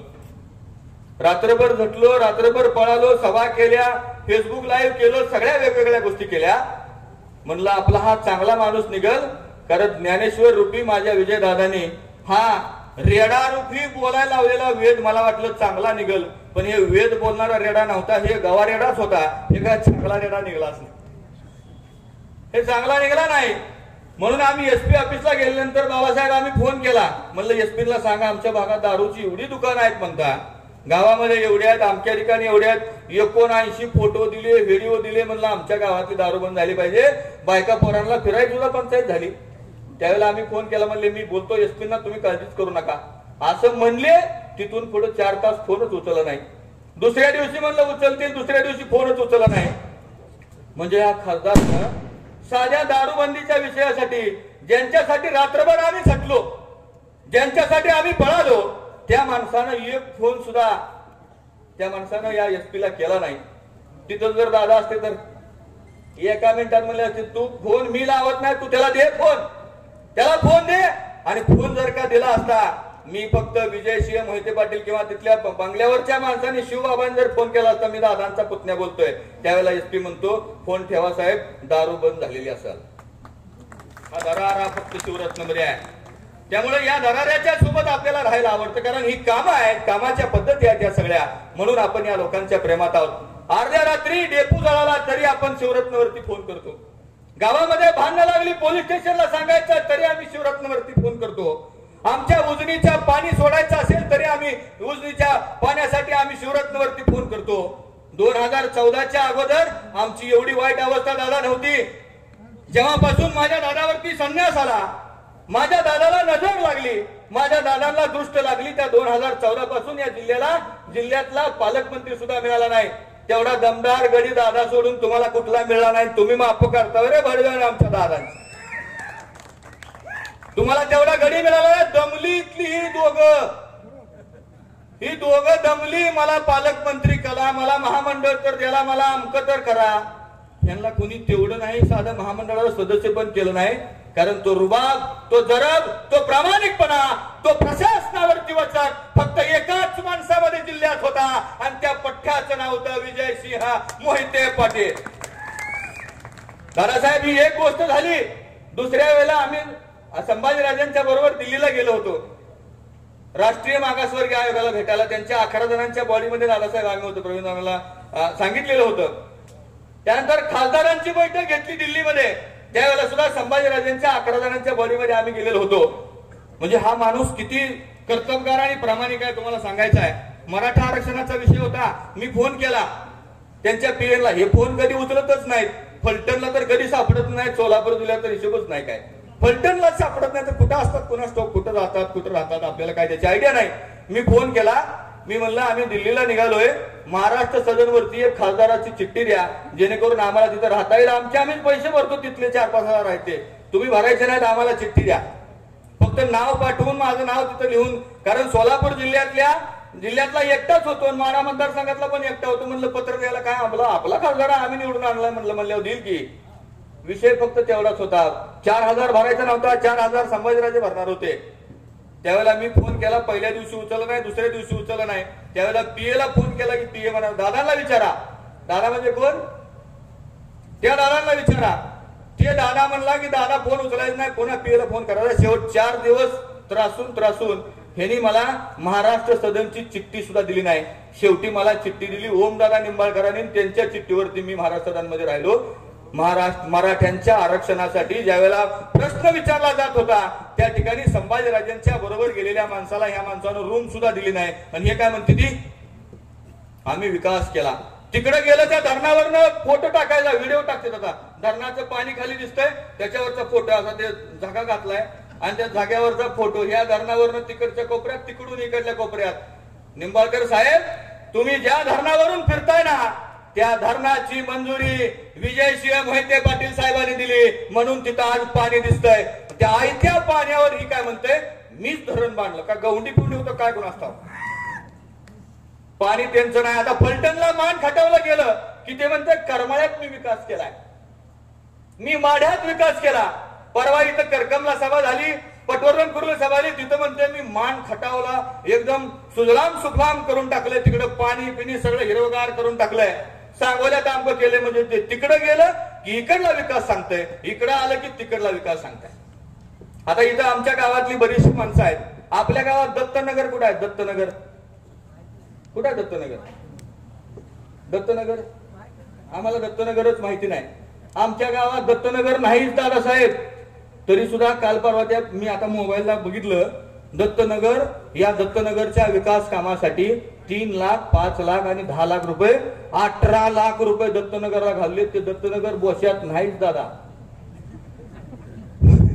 बोश्यात दत्तनगरच नाही. हे कुठला रस्ता आणि काय भानगड केली आहे ती त्यांनाच माहिती. हे आमच्या गावात नाहीच, दत्तनगरच नाही आमच्या गावात. पण पेपरला आले त्यांनी जाहीर केलंय की मी दत्तनगरला 18 लाख रुपयाचा निधी दिलाय. कुठलं दत्तनगर आहे कोणास ठाऊक. मंजुरी घेतल्या, आमच्याकडे तर आलं नाही, आमच्या ग्रामपंचायतला आलं नाही. तू दिलं कुणाला, दिलं कोणाला? हा हे जे ह्या ज्या कथा आहेत, ही जी मन की बात आहे की नाही, मन की बात, जसा वरचा नेता तसा खालचा नेता, सगळ्या गांडवा गांडव्यात आहेत सगळ्या. दुसरं ह्यांना काय चांगलं कधी आलेलं आपल्याला दिसत नाही. त्यामुळे या सोलापूर जिल्ह्यातल्या पाण्याचा प्रश्न सोडवायचा असेल, या सोलापूर जिल्ह्यातल्या लाईटचा प्रश्न सोडवायचा असेल, आपल्या काळजातला आपला माणूस जर का निवडून द्यायचा असेल, दादासाहेब सोलापूर जिल्हा तुमची वाट बघतोय, सोलापूर जिल्हा धैर्यशील भैयांची वाट बघतोय. इथली माणसं सुद्धा वाट बघताय की माझा मोहिते पाटलांचा माणूस कधी खासदार होईल. माणसं तर वाट बघतायतच, पण इथली दादासाहेब झाडं सुद्धा वाट बघतायत, इथली वृक्षवेली वाट बघतायत, इथली लहान लहान तृण प्राणी सुद्धा वाट बघतायत. कारण माझ्या दादानी जर का उजनीच्या धरणाच्या पाळ्या व्यवस्थित जर का केल्या तर आमच्या भागाचा सगळा नंदनवन झाल्याशिवाय राहणार नाही. ज्यावेळेला मायनस मधलं धरण सुद्धा 8 TMC पाणी आणून आम्हाला पाणी सोडलं होतं, हे इकडं विजयकुमार देशमुख साहेब असताना पण 3 महिन्याची पाळी अशीच गेली. हा खेळ भाजपवाल्यांचा असाच आहे. आता सुद्धा यांनी सलग 85 दिवस पाणी घालवलं आणि आमची 1 महिन्याची आताची पाळी बुडवली. आमच्या दारातली, आमच्या वस्तीवरची, आमच्या रानातली सगळी पिकं दादासाहेब जळून गेली आहेत. त्याच्याकडे बघू सुद्धा वाटत नाही. जर का तुम्ही असता त्या ठिकाणी, तुम्ही जर का असता तर या सगळ्या गोष्टी आम्हाला बघाव्या लागल्या नसत्या, या सगळ्या गोष्टी आम्हाला बघाव्या लागल्या नसत्या. दादासाहेब तुम्ही नाहीत तर आम्हाला पालकमंत्री मिळाला नाही, दादासाहेब तुम्ही नाही तर आम्हाला चांगला आमदार मिळाला नाही. पण आता तुम्ही आहेत म्हणून या माढा लोकसभेचा मतदारसंघाचा खासदार फक्त आमचा होणार. त्यांचं नाव आहे धैर्यशील मोहिते पाटील साहेब. कारण सोलापूर जिल्ह्याची अस्मिता म्हणजे आमचे दादासाहेब, सोलापूर जिल्ह्याचा स्वाभिमान म्हणजे आमचे दादासाहेब, सोलापूर जिल्ह्याचं नाक म्हणजे आमचे दादासाहेब, सोलापूर जिल्ह्याचे सरसेनापती म्हणजे आमचे दादासाहेब, सोलापूर जिल्ह्याचा एक आचार विचार फुले शाहू आंबेडकरांचे म्हणजे आमचे दादासाहेब. कारण सोलापूर जिल्ह्याचा आधारवड म्हणजे आमचे दादासाहेब आहेत. त्यामुळे दादांच्या आचारावर, विचारावर, संस्कारावर घडलेला आपला तुमचा आमचा उमेदवार आहे, ज्याचं नाव आहे धैर्यशील मोहिते पाटील. 3 मशीन आहेत, त्या 3 मशीन मधल्या 2 नंबरला आपलं चिन्ह आहे. हे चिन्ह पाठीमागच्या 2014 साली सगळ्यांच्या गाड्यावरती होतं. हे चिन्ह 2014 साली सगळ्यांच्या गाड्यावरती होतं.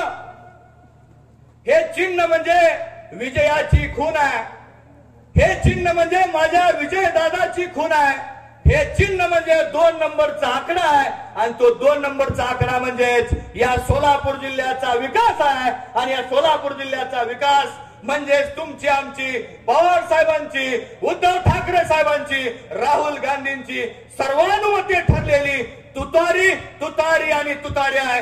बोला छत्रपती शिवाजी महाराज की जय. यानंतर या ठिकाणी स्वाभिमानी रिपब्लिकन पक्षाचे जिल्हाध्यक्ष आनंद लोंढे हे या ठिकाणी आपल्या पक्षाच्या वतीने आदरणीय धैर्यशील भायांना पाठिंबा देत आहेत. तर त्यांच्या सर्व टीमच्या वतीने या ठिकाणी पत्र देऊन पाठिंबा व्यक्त केला जातोय. तसेच होळेगावच्या वतीनेही पाठिंबा जाहीर केला जातोय. तसं पत्र या ठिकाणी दिलं जाते.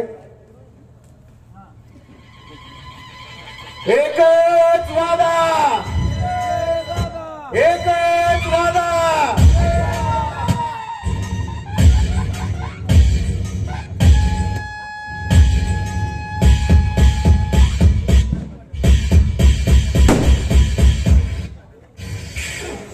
यानंतर सोलापूर जिल्हा राष्ट्रवादीचे युवक जिल्हाध्यक्ष माननीय श्री गणेश दादा पाटील यांना विनंती करतो की त्यांनी आपले विचार व्यक्त करावेत.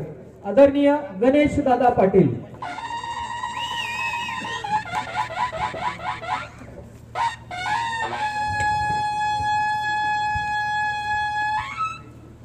माढा लोकसभेच्या निवडणुकीच्या प्रचारार्थ भोसे या गावी आज सभा होते. त्या सभेसाठी उपस्थित असलेले आम्हा सर्वांचे दैवत विजयदादा, या ठिकाणी ज्यांनी आपलं मनोगत व्यक्त करून गेले ते भूषणसिंह राजे होळकर, रोहितदादा, सिद्धेशसिंह मोहिते पाटील, प्रवीणदादा गायकवाड, युवराजदादा, आनंदजी थोरात साहेब, दीपकदादा वाडदेकर, संतोषजी नेत्राव, किरणजी घाडगे, दशरथभाऊ खळगे, शालिवंतात्या कोळेकर, प्रशांतजी शिंदे, नेमतवाडी गावचे सरपंच अभिजित पाटील, सतीश देशमुख, दत्ताभाऊ वळवरे, ज्योतिराम मदने, मिलिंद गोरे, मुन्ना मलपे, विजयजी भिंगारे, या ठिकाणी प्रतापबाबा पाटील, संदीपजी मांडवे, सतीशप्पा शिंदे, या ठिकाणी उपस्थित असलेले सर्व भोसे पंचक्रोशीतील या ठिकाणी सभा ऐकण्यासाठी, चालू राजकीय घडामोड ऐकण्यासाठी उपस्थित असलेले सर्व वडीलधारी मंडळी, तरुण मित्र आणि सुज्ञ मतदार, आज या ठिकाणी माढा लोकसभा मतदारसंघाची निवडणूक आहे आणि या निवडणुकीच्या प्रचारार्थ भोसे या ठिकाणी आपण सगळे एकत्र जमलेलो आहोत. मागील लोकसभेला आम्ही याच ठिकाणी होते आणि आम्ही ही सगळी गेली तरी 2950 मताचं लीड दिली.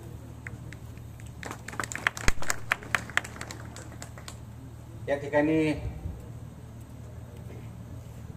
पवार साहेब ज्यावेळेस 2009 साली उभा राहिलेले होते, त्यांना निवडून आणल्यानंतर आमच्या तालुक्यातले 3 MVचे ट्रान्सफॉर्मर 5 MV करण्याचं काम पवार साहेबांनी केलं आणि त्यामुळं आम्हाला जी वीज पुरवठा खंडित होत होता तो व्यवस्थित पार पडला.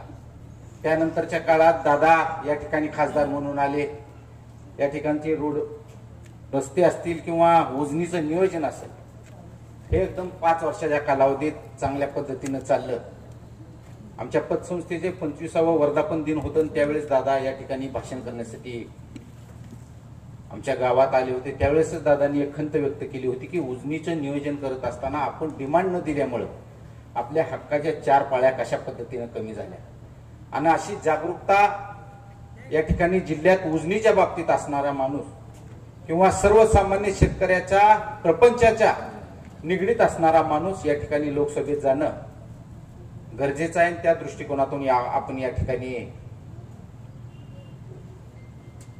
ही परिस्थिती किंवा ही वेळ ही खऱ्या अर्थानं या पंचक्रोशीतील मतदार हा खूप सुज्ञ आहे. परिस्थिती जाणतो, कशा पद्धतीनं कोण काम करते, कुणी कशा पद्धतीनं काम केलंय या बाबतीत सगळ्या गोष्टीचं निरीक्षण परीक्षण आतापर्यंतच्या आमच्या मतदारांनी केलेलं आहे. या ठिकाणी मागच्या पंचवार्षिकला संजय मामा उभे होते, त्यांना 2950 मताचं लीड आम्ही आमच्या गावाने दिलेलं होतं. तशाच पद्धतीनं भविष्यात देखील आम्ही काम करणार आहोत अशा प्रकारचं अभिवचन देतो. तळेकर सरांनी कुठलं दत्तनगर काढले आम्हाला माहित नाही. मी या गावचा सरपंच आहे, प्रथम नागरिक आहे. मला माहित नाही, ही खाल्लं म्हणतील परत माझ्या नावानं. बरोबर आहे तळेकर सर, तुमच्यासारखी सुद्धा म्हणतील, काय सांगताय. जे काय आहे ती रेखलं बोलणारा माणूस आहे, आम्ही तोंडावर बोलणारा माणूस आहे. या ठिकाणी काम करत असताना एकदम प्रामाणिकपणे काम या ठिकाणी केलेलं आहे. वैकुंठवासी भाऊंनी काम केलेलं आहे, वैकुंठवासी बापूंनी या ठिकाणी काम केलेलं आहे. आणि आम्ही एखाद्याला सांगितलं की आम्हाला काम करायचं आहे किंवा आमच्या काय अडचणी आहेत आणि त्या अडचणी जर दूर करण्याची जबाबदारी त्या माणसांनी घेतली तर आमच्या पंचक्रोशीतील लोक गेल्या 15 दिवसात चांगल्या पद्धतीच्या वावड्या उठल्या होत्या. त्या वावड्याला कुठतर पूर्णविराम देणं गरजेचं आहे म्हणून या ठिकाणी भाषणाला मी उभा राहिलेलो आहे. आमच्या पंचक्रोशीतील मला भरपूर लोकांचे फोन आले, नक्की परिस्थिती काय, तुम्ही पवार साहेबांच्या सभेला दिसतोय. पण वक्ते चांगल्या पद्धतीचे आपलं मनोगत व्यक्त करत असताना आपण बोलणं उचित दिसत नाही, म्हणून आम्ही या ठिकाणी नुसता दादा सहभाग होता आणि आमचा सहभाग होता, किंतु परंतु आमचं कधीही नव्हतं. आम्ही स्पष्ट बोलणारी, भांडण करणारी, पण मताच्या टायमाला पक्क विचार करणारी माणसं आहोत. या ठिकाणी आमच्या बाबतीत कुठल्याही प्रकारची शंका, किंतु परंतु कुणाच्याही मनात जर येत असेल तर त्यानं ती काढून टाकावी, कारण ती वातावरण निर्मिती करण्याचा प्रयत्न केला गेला. या ठिकाणी काम करत असताना जिल्हा युवकचं काम करतोय मी, प्रत्येक ठिकाणी फिरतोय आणि हे काम करत असताना वातावरण कशा पद्धतीनं चाललंय आणि आपल्यासाठी कशा पद्धतीनं पोषक आहे हे या ठिकाणी आपल्याला बघायला मिळालेलं आहे. मागील 5 वर्षात आपल्याला उजनीच्या बाबतीत पडलेला प्रश्न जवळपास नियोजन न झाल्यामुळं आता आम्हाला टँकर चालू करण्याची वेळ आमच्या शेतकऱ्यावर येणार आहे. दादा या ठिकाणी एक या गावचा सरपंच, या पंचक्रोशीतील एक प्रतिनिधी म्हणून विनंती करतो, ज्यावेळेस उजनीच्या बाबतीत नियोजन करायचं असेल त्यावेळेस सगळ्यात जास्त होरपळणारा भाग म्हणलं तर आमचा पंढरपूर तालुक्यातील हे 42 गाव आहे. या ठिकाणी 42 गावामधली 14 गावं ही नदी काठची आहेत आणि 28 गावं ही कॅनलवर भिजणारी गाव आहेत. आणि ज्या वेळेस नियोजन एकदम ढासळतं त्यावेळेची परिस्थिती अशा पद्धतीनं निर्माण होती की आता टँकर चालू करण्याची वेळ येते आणि एकदा 1 वर्ष शेतकरी मागं पडला तर ते कव्हर करायला 3 वर्ष जाते. आणि अशा पद्धतीचं नियोजन भविष्यात तुमच्या मार्गदर्शनाखाली व्हावं आणि तुम्ही नक्कीच या भागाचा विकास पूर्वीपासून करत आलेला आहे, भविष्यात देखील तुम्ही तसाच विकास या ठिकाणी कराल. या ठिकाणी धैर्यशील भैया मोहिते पाटील यांचं चिन्ह आहे तुतारी घेतलेला माणूस, आणि त्या तुतारी घेतलेल्या माणसाच्या समोरील बटन दाबून आपल्याला त्यांना भरघोस मताने निवडून द्यायचं आहे. शरदचंद्रजी पवार साहेबांच्या विचारानं आज माझी 3री पिढी चालते. आदरणीय भाऊ येस काँग्रेस पासून पवार साहेबांबरोबर होते, त्यानंतरच्या कालावधीत बापू होते आणि आता स्वतः मी आहे आणि त्यांच्या बरोबर राहण्याची जबाबदारी आम्ही एकदा पार घेतलेली आहे. तर त्यांच्या बरोबर एकदम निष्ठेनं या ठिकाणी काम करणार आहे अशा प्रकारचं अभिवचन देतो. आणि कुणाच्या मनात किंतु परंतु असेल तर ते मनातून त्यांनी काढून टाकावं अशा प्रकारची एक नम्र विनंती करतो आणि मी थांबतो. धन्यवाद दादा. यानंतर मी विनंती करतो आदरणीय युवराज दादा पाटील, आपलं 2च मिनिटात मनोगत व्यक्त करायचं आहे. आदरणीय युवराज दादा पाटील.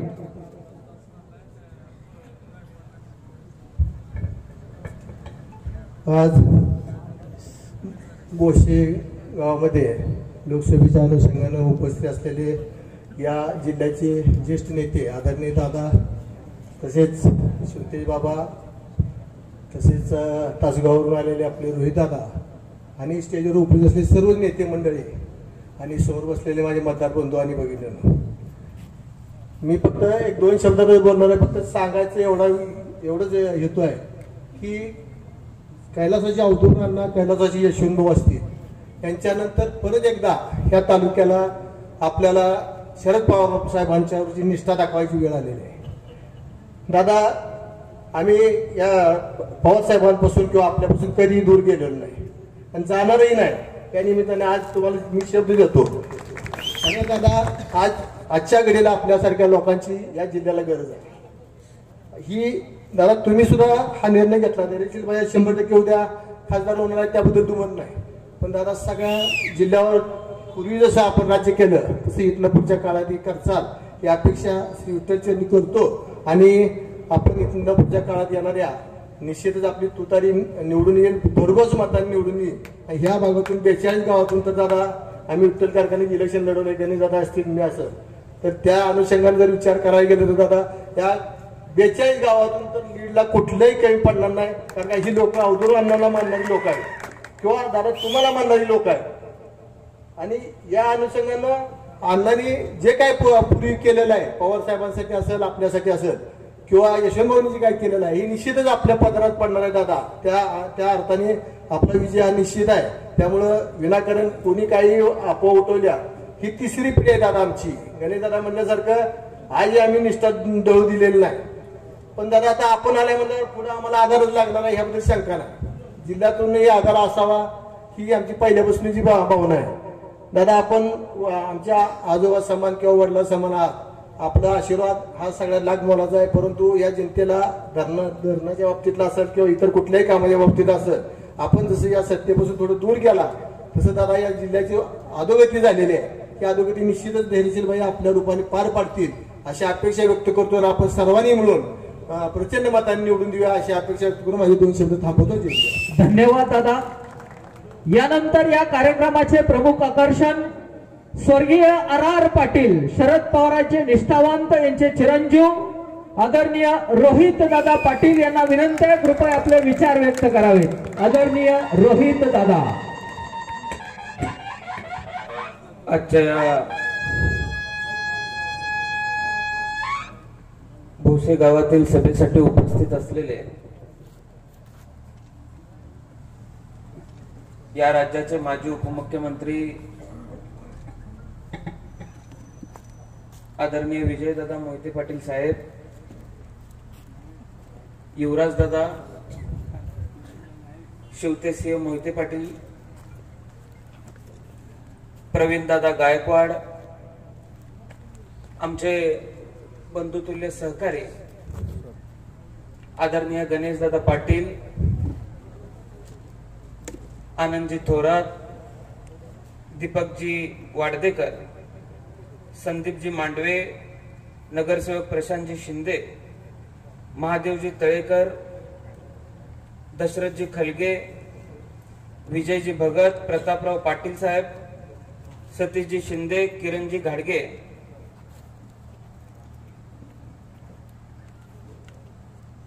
आपल्याकडे वेळ कमी आहे. मी व्यासपीठाची परवानगी घेत जी नावं राहतील त्याची जबाबदारी गणेश दादांच्या खांद्यावरती टाकतो. व्यासपीठावरती आणि माझ्या समोर उपस्थित असणारी मला असणारी सर्व वडीलधारी मंडळी, माझे सर्व तरुण सहकारी, पत्रकार बंधू आणि भगिनींनो, आज आपण सर्वजण माढा लोकसभेचे उमेदवार धैर्यशील मोहिते पाटील साहेब यांच्या प्रचाराच्या निमित्ताने भोसे या गावात उपस्थित आहोत. आपल्या सर्वांचा प्रतिसाद आणि उत्साह बघितल्यानंतर धैर्यशील मोहिते पाटील साहेब हे निश्चितपणाने 3 लाखापेक्षा जास्त मताधिक्याने विजयी होतील असा विश्वास सुद्धा मला या ऐतिहासिक चौकामध्ये व्यक्त करायचा आहे. या लोकसभेच्या निवडणुकीनिमित्त मला या भागातल्या द्राक्ष उत्पादक शेतकऱ्यांना विनंती करायची आहे. आपण द्राक्ष बागेमध्ये वांजोटे घड काढून मानाचा घड ठेवत असतो. आता त्याच पद्धतीनं वांजोट्यांना बाजूला करायचं आहे आणि मानाच्या घडाच्या रूपानं धैर्यशील मोहिते पाटील साहेबांना निवडून आणायचं आहे. आज देश या लोकसभेच्या निवडणुकीला सामोरं जातोय. महाराष्ट्र देशामध्ये नेहमीच वेगळेपण निर्माण केलेलं हे राज्य आहे. देशामध्ये स्वतःचा वेगळा प्रवाह तयार केलेलं राज्य आहे. हे राज्य घडवण्यासाठी, या राज्यात विचार पेरण्यासाठी संत महंतांपासून थोर पुरुषांपर्यंत अनेकांनी कष्ट घेतलेले आहेत, अनेकांनी घाम गाळलेला आहे. आज अशा या महाराष्ट्रामध्ये स्वर्गीय यशवंतराव चव्हाण साहेबांपासून आदरणीय मुख्यमंत्री पृथ्वीराज चव्हाण साहेबांपर्यंत महाराष्ट्राची वाटचाल आघाडीच्या काळामध्ये कशा पद्धतीने चालली हे संबंध महाराष्ट्राने उघड्या डोळ्याने बघितलेला आहे. 2014 पूर्वीची जर आपली आकडेवारी काढली तर देशातल्या कुठल्याही राज्यापेक्षा महाराष्ट्र अग्रेसर होता हे सिद्ध करण्यासाठी देशातल्या कुठल्या ज्योतिषाची गरज नव्हती. त्यामध्ये अनेकांचं योगदान होतं. यशवंतराव चव्हाण साहेबांनी वीट रचली, वसंतदादांनी मुहूर्तमेढ घातला. त्यानंतर महाराष्ट्रामध्ये अनेक नेते घडले ज्यांनी आधुनिक महाराष्ट्र घडवण्यासाठी स्वतः योगदान दिलं. प्रत्येक गावामध्ये गेले, या मातीतले प्रश्न समजून घेतले. आज योगदान दिलेल्यापैकी आदरणीय मोहिते पाटील साहेब व्यासपीठावरती असल्यामुळे माझ्यावरती थोडंसं दडपण आहे. कारण मोहिते पाटील घराण्याचं योगदान या सोलापूर जिल्ह्यासाठी, या महाराष्ट्रासाठी जर आपण बघितलं तर पुन्हा एकट्या दुकट्याचं नसून 3 ते 4 पिढ्यांचे उपकार या महाराष्ट्रावरती आहेत. मतदान करताना हा महाराष्ट्र आणि हा माढा लोकसभा मतदारसंघ मोहिते पाटील साहेब निश्चितपणाने जाणीव ठेवेल, लक्षात ठेवेल, हा विश्वास सुद्धा मी तुम्हाला या व्यासपीठावरती देतो. आज आपण परिस्थिती बघतोय, देशातली परिस्थिती बघतोय. हा सोलापूर जिल्हा घडवण्यासाठी औदुंबर अण्णांनी स्वतःची कष्ट घेतलं, राजूबापू पाटलांनी कष्ट घेतलं, यशवंत भाऊंनी कष्ट घेतलं, वसंतराव दादांनी कष्ट घेतलं, सुधाकर पंत परिचारकांनी कष्ट घेतलं, आमच्या मोहोळच्या सरकारांनी कष्ट घेतलं. आणि असं असताना आज या सोलापूर जिल्ह्याची परिस्थिती यांच्या राज्यामध्ये काय झालेली आहे हे सुद्धा आपण सर्वांनी लक्षात घेण्याची आवश्यकता आहे. आज हे येथील सोलापूर जिल्ह्यामध्ये प्रचार सभा घेतील. आम्ही पूर्वी ऐकायचो देशाचा पंतप्रधान एखाद्या राज्यामध्ये फार तर फार 3 ते 4 सभा घ्यायचा. आता प्रत्येक जिल्ह्यासाठी वेगळी वेगळी सभा घ्यायला लागलेली आहेत. खर तर निवडणूक आयोगानं आणि जरा वेळ दिला असता तर यांनी कोपरा बैठका घ्यायला सुद्धा मागं पुढे बघितलं नसतं. अशी परिस्थिती आज देशामध्ये निर्माण झालेली आहे. आपण बघतोय हे येत आहेत, भाषण करतायत, आपल्याशी सुरुवातीला मराठीत बोलून आपली दिशाभूल करतायत, पण देशातल्या कुठल्याच प्रश्नावरती बोलायचं धाडस मात्र यांचं होत नाही.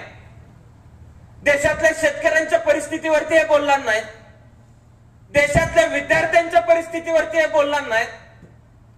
माता भगिनींची आबरू दिवसाढवळ्या काढायचा प्रयत्न होतोय, त्याच्यावरती हे बोलणार नाहीत. आज आपण बघतोय देशातल्या शेतकऱ्यांची खऱ्या अर्थानं परिस्थिती काय झालेली आपण बघतोय. देशातल्या शेतकऱ्याला त्याच्या हक्कासाठी पंजाबच्या सीमेवरती, त्यानंतर दिल्लीच्या सीमेवरती आंदोलनाला बसावं लागतंय. त्यांच्यावरती गोळ्या झाडल्या जात आहेत.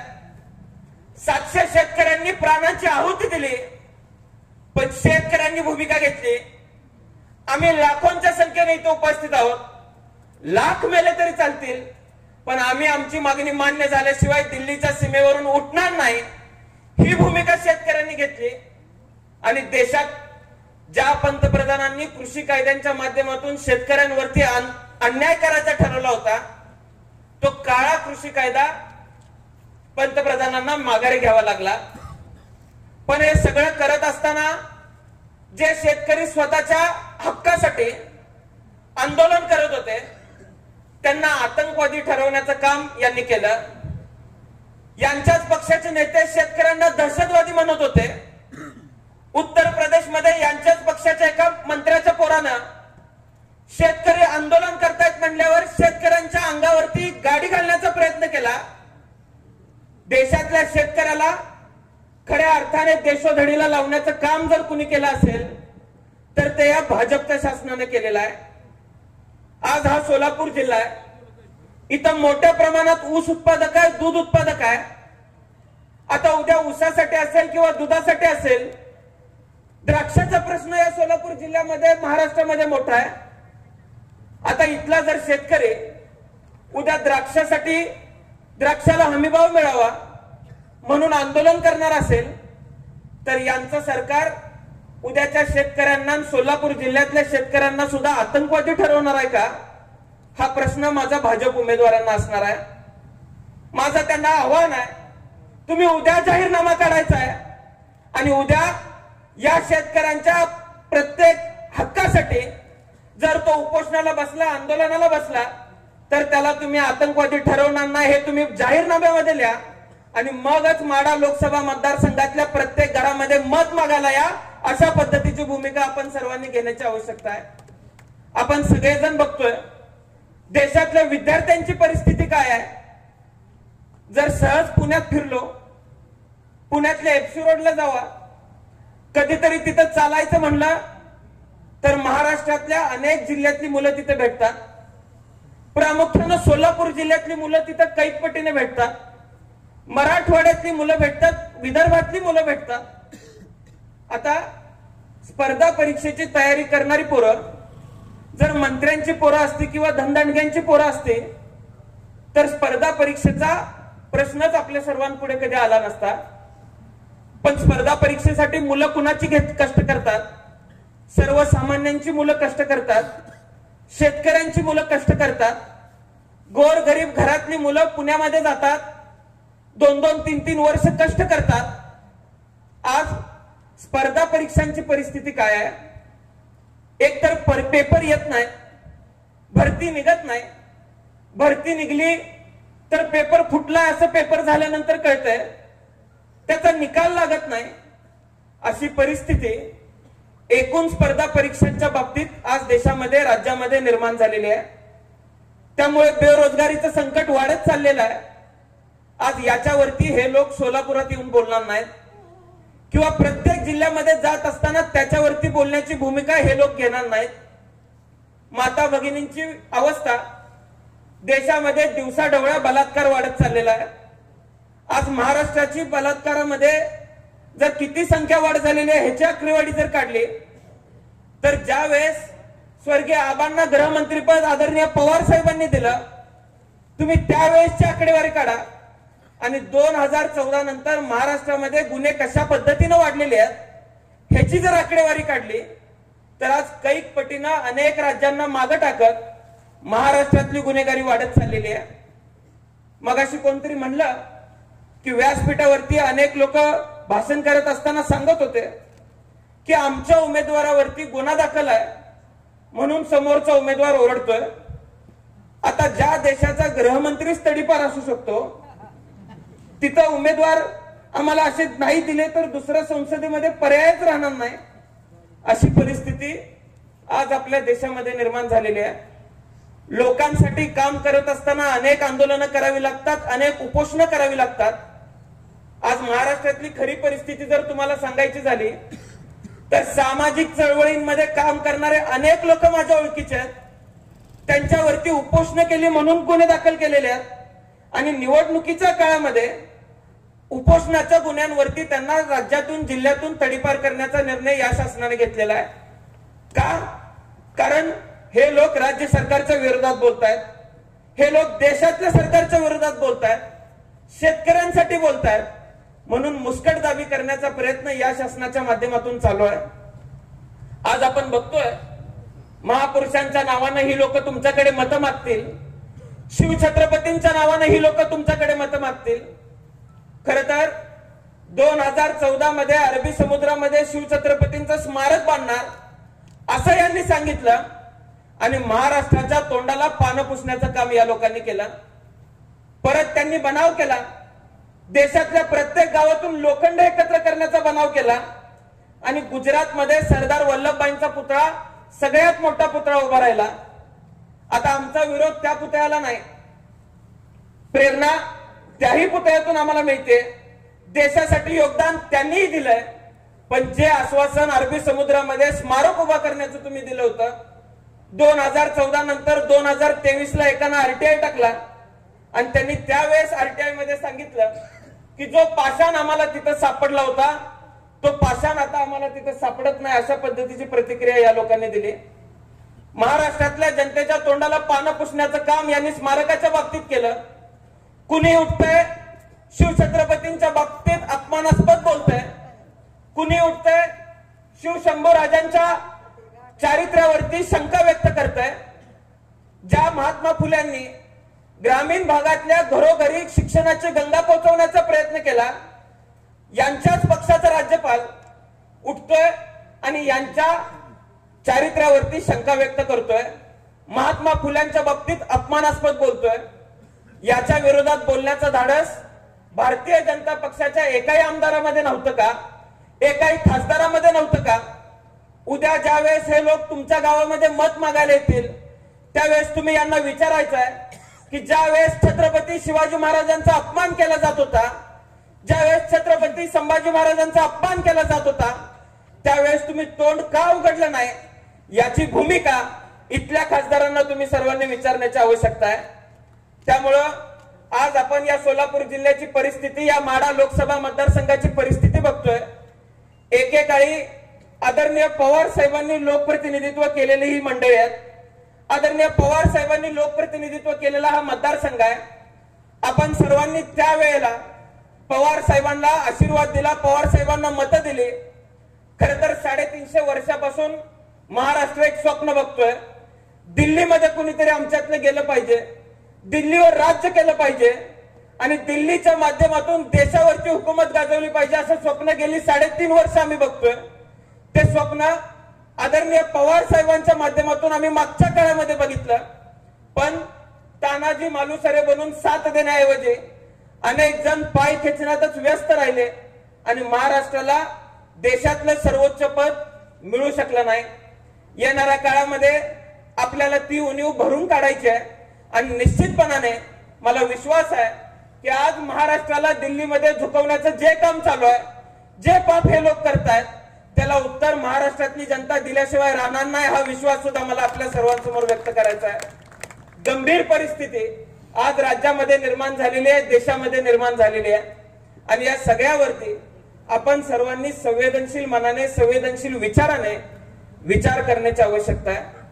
आज उद्याचा सोलापूर कसा पाहिजे, उद्याच्या सोलापूरच्या शेतकऱ्यांची परिस्थिती काय पाहिजे, आज सोलापूर जिल्ह्यातल्या तरुणांना उद्याचा सोलापूर कसा पाहिजे, याचा विचार सुद्धा मनामध्ये घेण्याची आवश्यकता आहे. मी आपल्याला सांगू इच्छितो, पुण्यासारख्या ठिकाणी एखाद्या ठिकाणी पवार साहेब साखर कारखान्याचं उद्घाटन करायला गेले, त्यांना ती जागा आवडली, तिथं हिंजवडी सारख्या ठिकाणी नवीन IT हब सुरू करण्याचा निर्णय पवार साहेबांनी घेतला. काही वर्षांपूर्वी सोलापूर जिल्ह्यातलीच काही मुलं घेऊन आम्ही पवार साहेबांकडे गेलो होतो आणि तिथं सोलापूर जिल्ह्यातली दयनीय परिस्थिती आम्ही पवार साहेबांच्या कानावरती घातली. साहेबांनी ऐकून घेतलं, काही प्रतिक्रिया दिली नाही. आम्हालाही वाटलं काही वेगळा विचार साहेबांच्या मनामध्ये आला असेल.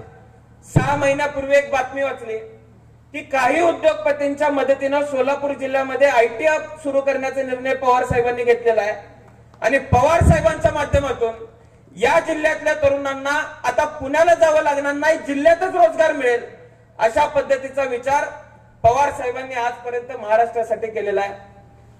आज कृषी मंत्री म्हणून आदरणीय पवार साहेबांचं नाव संबंध देशामध्ये किती चांगल्या पद्धतीने प्रचलित आहे हे आपण बघतोय. आजच्या जर कृषी मंत्र्याचं नाव विचारलं तर देशातल्या शेतकऱ्यांना त्यांचं नाव माहितीही नसेल. हे 6,000 दिलं याचं कौतुक आम्हाला सांगतात, पण खतांच्या माध्यमातून, बियाणांच्या माध्यमातून जी लूट आमची केली त्या बाबतीत मात्र हे बोलणार नाही.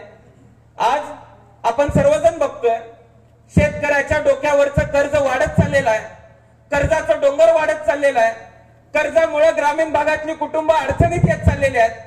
अशा काळामध्ये महाराष्ट्रातल्याच नव्हे तर संबंध देशातल्या शेतकऱ्यांचं कर्जमाफ 72,000 कोटींची कर्जमाफी देण्याची दानत कुणाची असेल तर ती फक्त पवार साहेबांची होती. आपण सगळे मिळून बघतोय आज कशा पद्धतीनं दिल्लीच्या राजकारणातनं महाराष्ट्राला घेरण्याचा प्रयत्न केलेला आहे. महाराष्ट्राचा चेहरा जर दिल्लीत कोण असेल तर ते आदरणीय पवार साहेब आहेत आणि इथं पवार साहेबांना शांत बसवलं तर दिल्लीमध्ये महाराष्ट्राचा प्रतिनिधी कोण शिल्लक राहणार नाही. या पद्धतीचा दिल्लीचा जो विचार आहे तो या लोकसभेच्या निवडणुकीच्या माध्यमातून आपण सर्वांनी मोडून काढण्याचा प्रयत्न करायचा आहे.